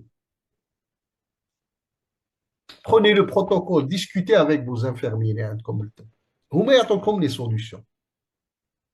Vous mettez comme les solutions. C'est les infirmiers. Qui te connaissent la bonne foi, les gens, tout est possible. Vous allez voir, on m'a tous les des réflexes. Comment expliquez-vous l'augmentation notable d'acide? Ça, c'est une bonne question. Comment expliquez-vous l'augmentation notable des cas d'acidocétose diabétique inaugurale ces derniers temps en Algérie, notamment chez les enfants sans antécédents familiaux de diabète? Existe-t-il selon vous des facteurs environnementaux ou encore modification du mode de vie qui pourrait, et qu'on ait beaucoup de choses, hein, c'est qui a posé la question, contribuer à cette évolution préoccupante? Oui, bien sûr. Je suis un référent, médecin référent à l'INSP. On calcule l'incidence chaque année, d'accord, des différents hôpitaux d'Alger. Hein. On a Bab Louad, Nimsous, Mustapha, et on donne on a des fiches à remplir. On a l'incidence depuis 2010. Ce registre, il existe. Donc, on a commencé avec 10 cas par 100 000 enfants. Donc, on a 32 cas par 100 000 enfants par an. Hein. D'accord? Et ça augmente de plus en plus. Donc, cette augmentation se fait sur un terrain génétique. Des fois, vous allez, et c'est fréquent, vous l'avez noté, il dit qu'un enfant, acidocétose, vous allez faire l'interrogatoire, vous n'allez trouver aucun antécédent de diabète dans la famille. Et c'est ça, généralement. Diabète de type 1, la génétique, ce n'est pas la prépondérante. D'accord? Généralement, on a un terrain génétique qui est, ça fait partie. Mais il n'est pas, mais je met le DT2, diabète de type 2, et le diabète monogénique. Une notion de diabète important dans la famille, sur 3 générations. Diabète type 2, c'est mon grand-père, mon frère, mon gars diabétique. Monogénique, c'est la même chose. Mais diabète de type 1, non. vous allez trouver, voilà, je suis à la génétique. Sur un terrain génétique, on suspecte, ça reste des théories. Hein. Sur un terrain génétique, sur un typage d'achala, se greffe le facteur de l'environnement. Alors, le facteur de l'environnement, on a les facteurs viraux. Actuellement, ils suspectent même le Covid, l'apparition, l'aggravation de l'incidence, c'est-à-dire l'augmentation de l'incidence. Allez qu'il y a de plus en plus des formes sévères et de plus en plus des formes jeunes, c'est-à-dire de moins de 5 ans. Le post-Covid, ça a donné ça. Mais ça reste des théories. La théorie virale sur un terrain génétique. Vous avez alimentaire, l'introduction précoce de gluten, de protéines de lait de vache. Tout ça, il y a des études qui ont montré qu'ils sont incriminés, qui favorisent le diabète de l'enfant. Comment ils favorisent le diabète de l'enfant? Ils induisent la synthèse des autoanticorps. Vous savez que le DT1, ce n'est pas le DT2. Le DT1, c'est la formation d'auto-anticorps. Ces auto-anticorps vont détruire le pancréas. Et qui fait ça le déclic avec, sur un terrain génétique, ça peut être des facteurs de l'environnement, viraux, alimentaires. Une étude finlandaise a montré que le déficit en vitamine D provoque augmente le risque de diabète de type 1. Donc, ça reste de théorie. On ne sait pas ce qui se passe. On ne sait pas pourquoi l'enfant commence à synthétiser ces auto-anticorps qui vont détruire pratiquement tout le pancréas. Et le DT1 s'installe. D'accord? Facteurs génétiques, oui, mais il y a d'autres facteurs de l'environnement, reste à déterminer. Alors, prise en charge de cet enfant, rôle de médecin de pavillon des urgences sur la base, c'est tout le rôle. Hein. Je pense au manque des formations sur place, situation de coma, hyperosmolaire. L'hyperosmolaire, c'est très rare. Pratiquement, dans ma carrière, j'ai jamais vu un acidocétose de coma hyperosmolaire chez l'enfant. Donc, je ne peux pas en parler. C'est plus facile d'envoyer le protocole par mail. Je vais le faire, ça va se faire. Barakallahu fik, bourik tanta. S'il vous plaît, la C2 divise du volume total sur 3 et réduire de un tiers total. Est-ce qu'il y a d'autres questions? Je ne sais pas. Je vais aller vers le bas. Olé, Madame Google, si on a dépassé le temps. Hein? Ça ne me gêne pas. Est-ce que le diabète type 5 existe ou non par malnutrition? Non, je ne connais pas le diabète type 5. Professeur, il y a le diabète. On a ce qu'on appelle le diabète, double diabète. Chez l'enfant, c'est très fréquent. Vous savez que le diabète de type 2, le facteur le favorisant, facteur favorisant, c'est l'obésité. Et le diabète de type 1, les enfants, donc, avec le changement de la bouffe, ils font des obésités. Ils font une insulinorésistance. Il y a une apparition d'un autre type de diabète, ce qu'on appelle le diabète double, le double diabète. Fait le diabète type 1, il a des auto-anticorps, l'enfant, et en même temps, il a une insulinorésistance. D'accord? Là, ça relève, on va le traiter comme diabète de type 1 parce qu'il a des auto-anticorps, il a un déficit en insuline, et en même temps, on doit mettre de la metformine, parfois le GLP-1, parfois il y a d'autres molécules qui sont à part. D'accord? Diabète de type 5, je ne connais pas. Là, c'est le diabète de type 1. Il y a vous avez le diabète type 1, le diabète de type 2. Le plus répandu chez l'enfant, c'est le diabète type 1. Chez l'adulte, c'est le diabète type 2. Et on a le diabète spécifique. C'est les mutations. C'est un trouble de fonctionnement des cellules bêta, ce qu'on appelle le diabète monogénique, le diabète néonatal. D'accord? Tout ça, c'est des mutations. La cellule, elle est là, mais elle fonctionne de façon défectueuse.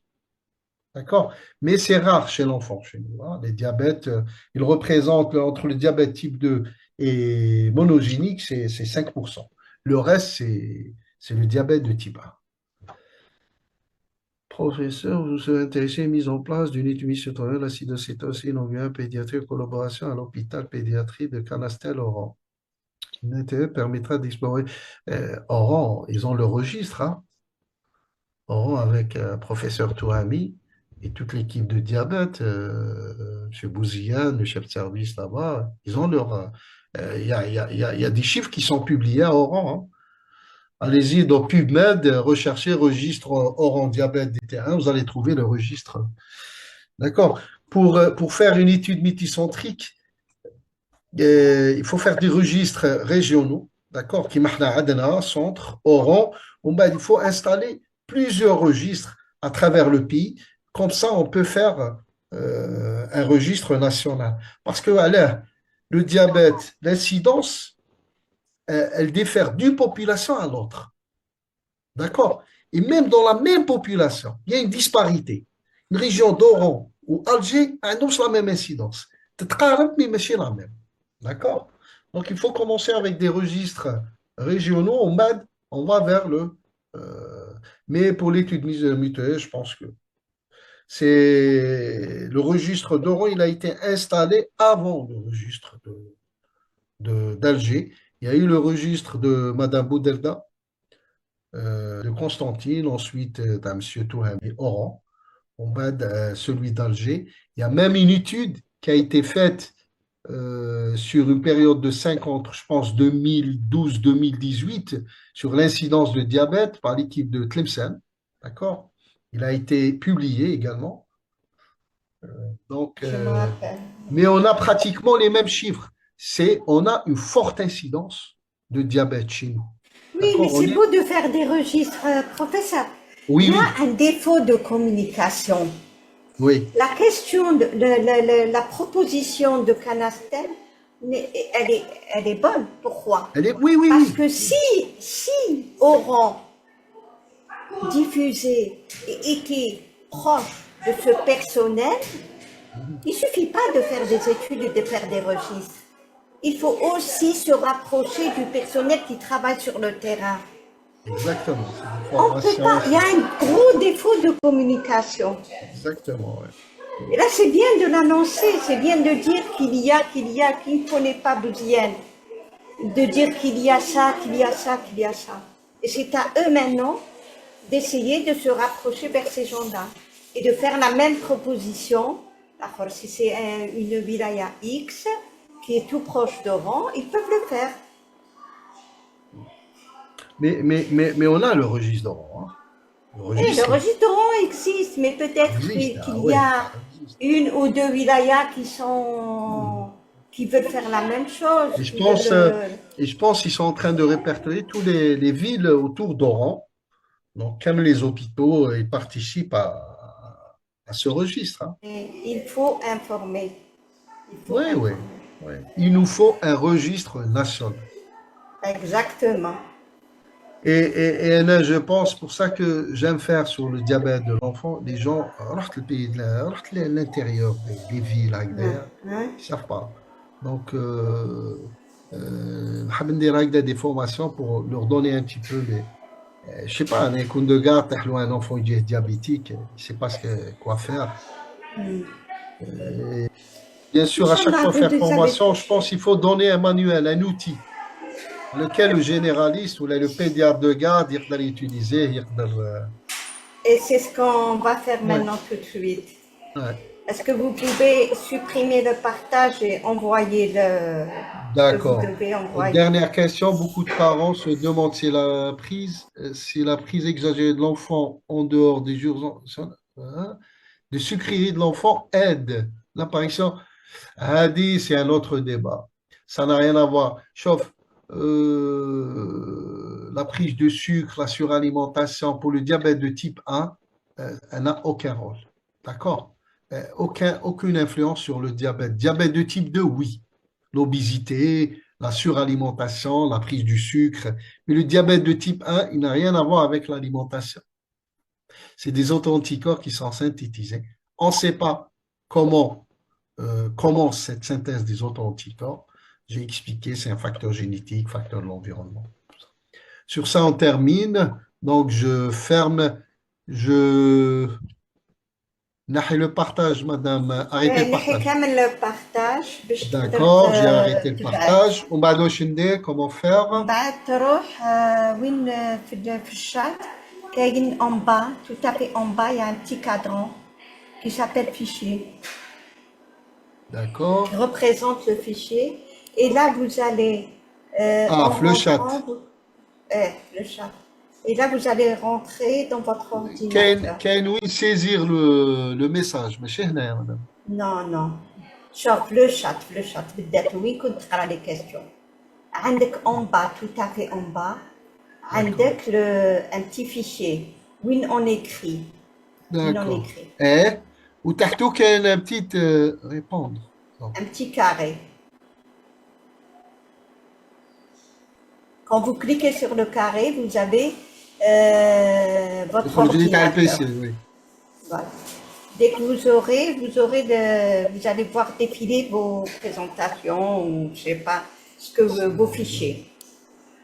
Et vous sélectionnez. Carré, exactement, ouais. Alors, je vais partager avec vous la communication, Et le le PowerPoint, protocole. d'accord?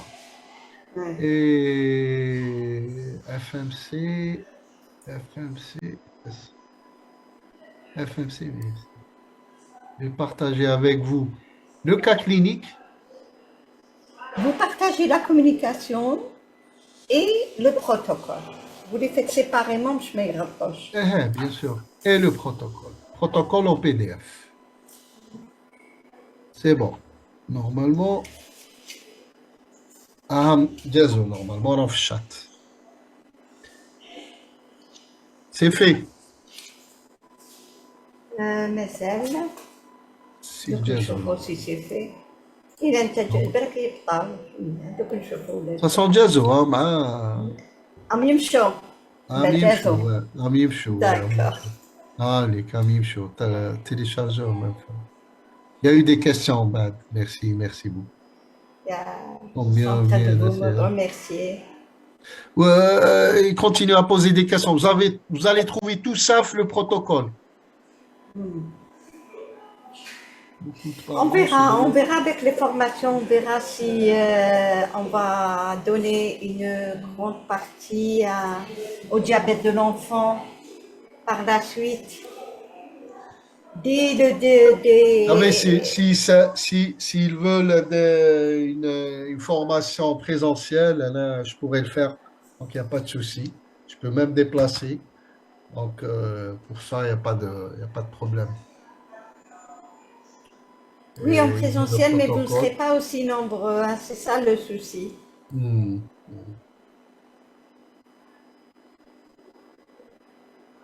Rien n'est arrivé. Hein. Ah non, celle-là. Attends, on est chauffé en semaine. نصلك. Normalement, Madame Gougam, à 12h11, hein? خلصت لك واسمه ابعتهم لي. لا à 11h أنا فايت. Il est 11h. ابعتهم لي ليا. 11h31. دوك نبعتهم لك. بعتهم لي نبعثوا لهم. ما عندكش الماي؟ عندي نورمالمون عندي بروتوكول. عندك الماي. سي فير راهو شوفي تلقايها 11h31. دوك نبعثوا لك ثاني. بصح على ماهوش يجمع على ما جاوش. ها؟ على ما جاوناش. بيزار. بعتهم نتايا بعتهم راني نشوف فيهم دوكا 11h31. استنى درت لا فلاش هذيك. درت لا فلاش وي. راهم داخل الشات. ما يا غيان دو تو. حوسي 11h31 ما عندكش؟ لا ماشي غير انايا 11h31 11h34. Est-ce que quelqu'un il a reçu le... Vous pouvez me répondre? Personne. نشوف الشات. هايليك غيان دو تو. زيد نسي نبعتهم ها. عاود. Le petit carré, هاليك le cas clinique. Ouvrir. هاليك le cas clinique. ومن بعد تروح لا فلاش. télécharger. طلع. Bien sûr, بعتو. هاليك juste après j'ai le message. Professeur Bouga, ici possible de maintenir l'heure du cours à 13h que nous travaillons la matinée. Non, هذيك خليها ماشي pas. Donc نزيد نبعث le deuxième, le protocole. En tout cas, personne ne l'a reçu. De toute façon, on aura d'autres solutions.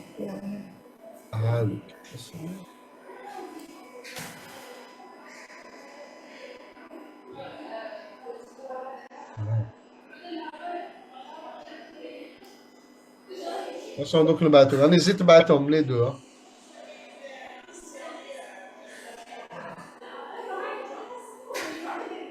Bon, il y a un problème là. Il y a un un problème. problème. Donc نبعتهم لك par mail tout de ابعتهم suite, لي rapidement. tout C'est de suite. salma.gougam double zéro arobase yahoo Normalement استنى ما تكوبيش. سي جيميل ماشي ياهو بالك تغلط. استنى عندي normalement. يا l'équipe صبروا شوية. Il va me les envoyer et je vous les envoie. Vous ne quittez pas.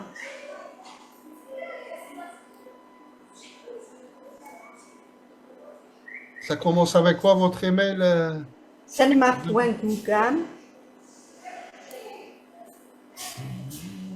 خلاص ياهو. جيميل. اه لا جيميل. جيميل ما عندكش. سلمى بوان هذه معايا. بوان يا سلمى كيفاه بوان. أسنى alors دوك نبعثه لك في الشات نبعثه لك.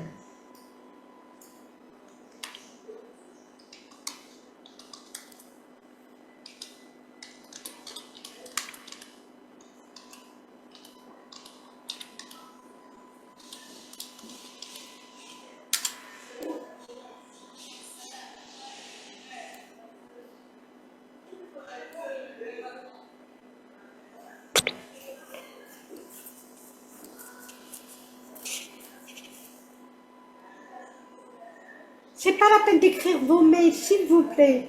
Je vais l'envoyer directement. Ne quittez pas, ne quittez pas.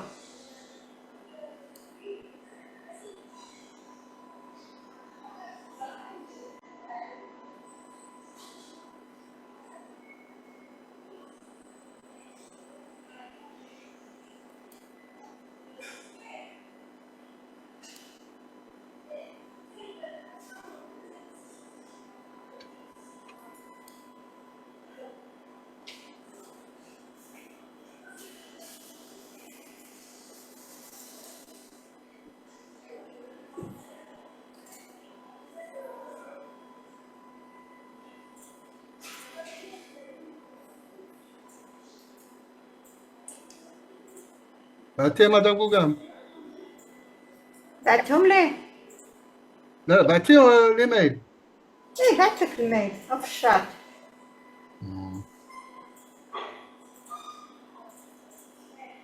هذيك شو الكوبي.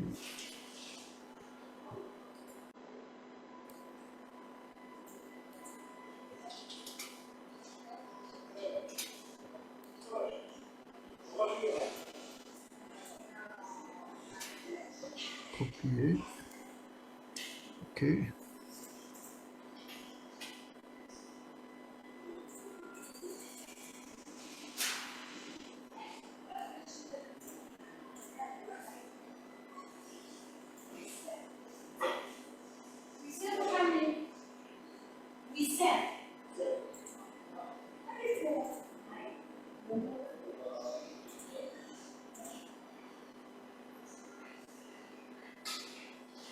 C'est selma.gougam.gmail.com. ايه خلاص كامل يبعتهم. salma.gougam gmail@gmail.com. Ouais. Ministère. Vérifier la seule brique. Formation. Je ne sais pas si on a envoyé un truc mail بيناتنا. هذه اخترع ما بعتي عندي تعليق. انا لا تعليق ومات ما بيراتي شلون.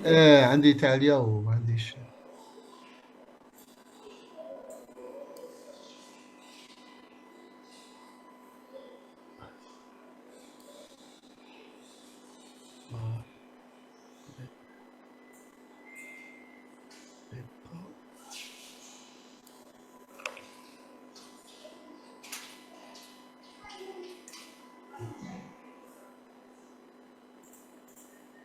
Ok.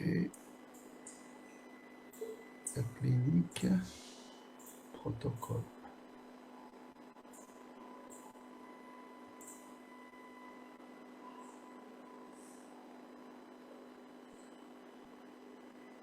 Je l'ai envoyé. Hein.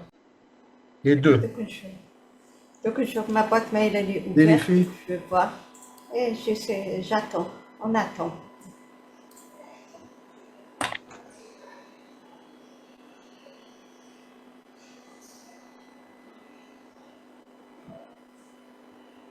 Allez. Voilà, je les ai reçus.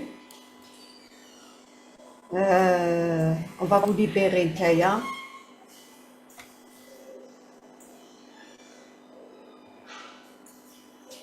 On va libérer l'enseignant et vous restez avec moi.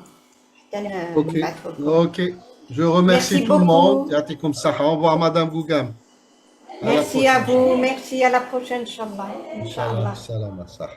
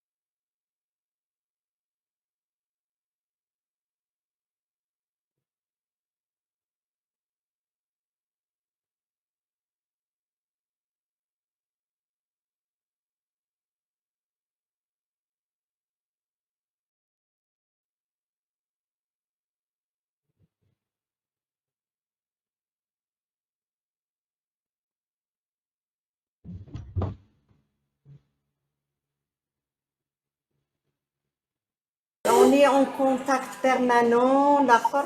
Et ça sert à rien, je ne vais pas vous envoyer les communications par mail. Ça, je vous le promets.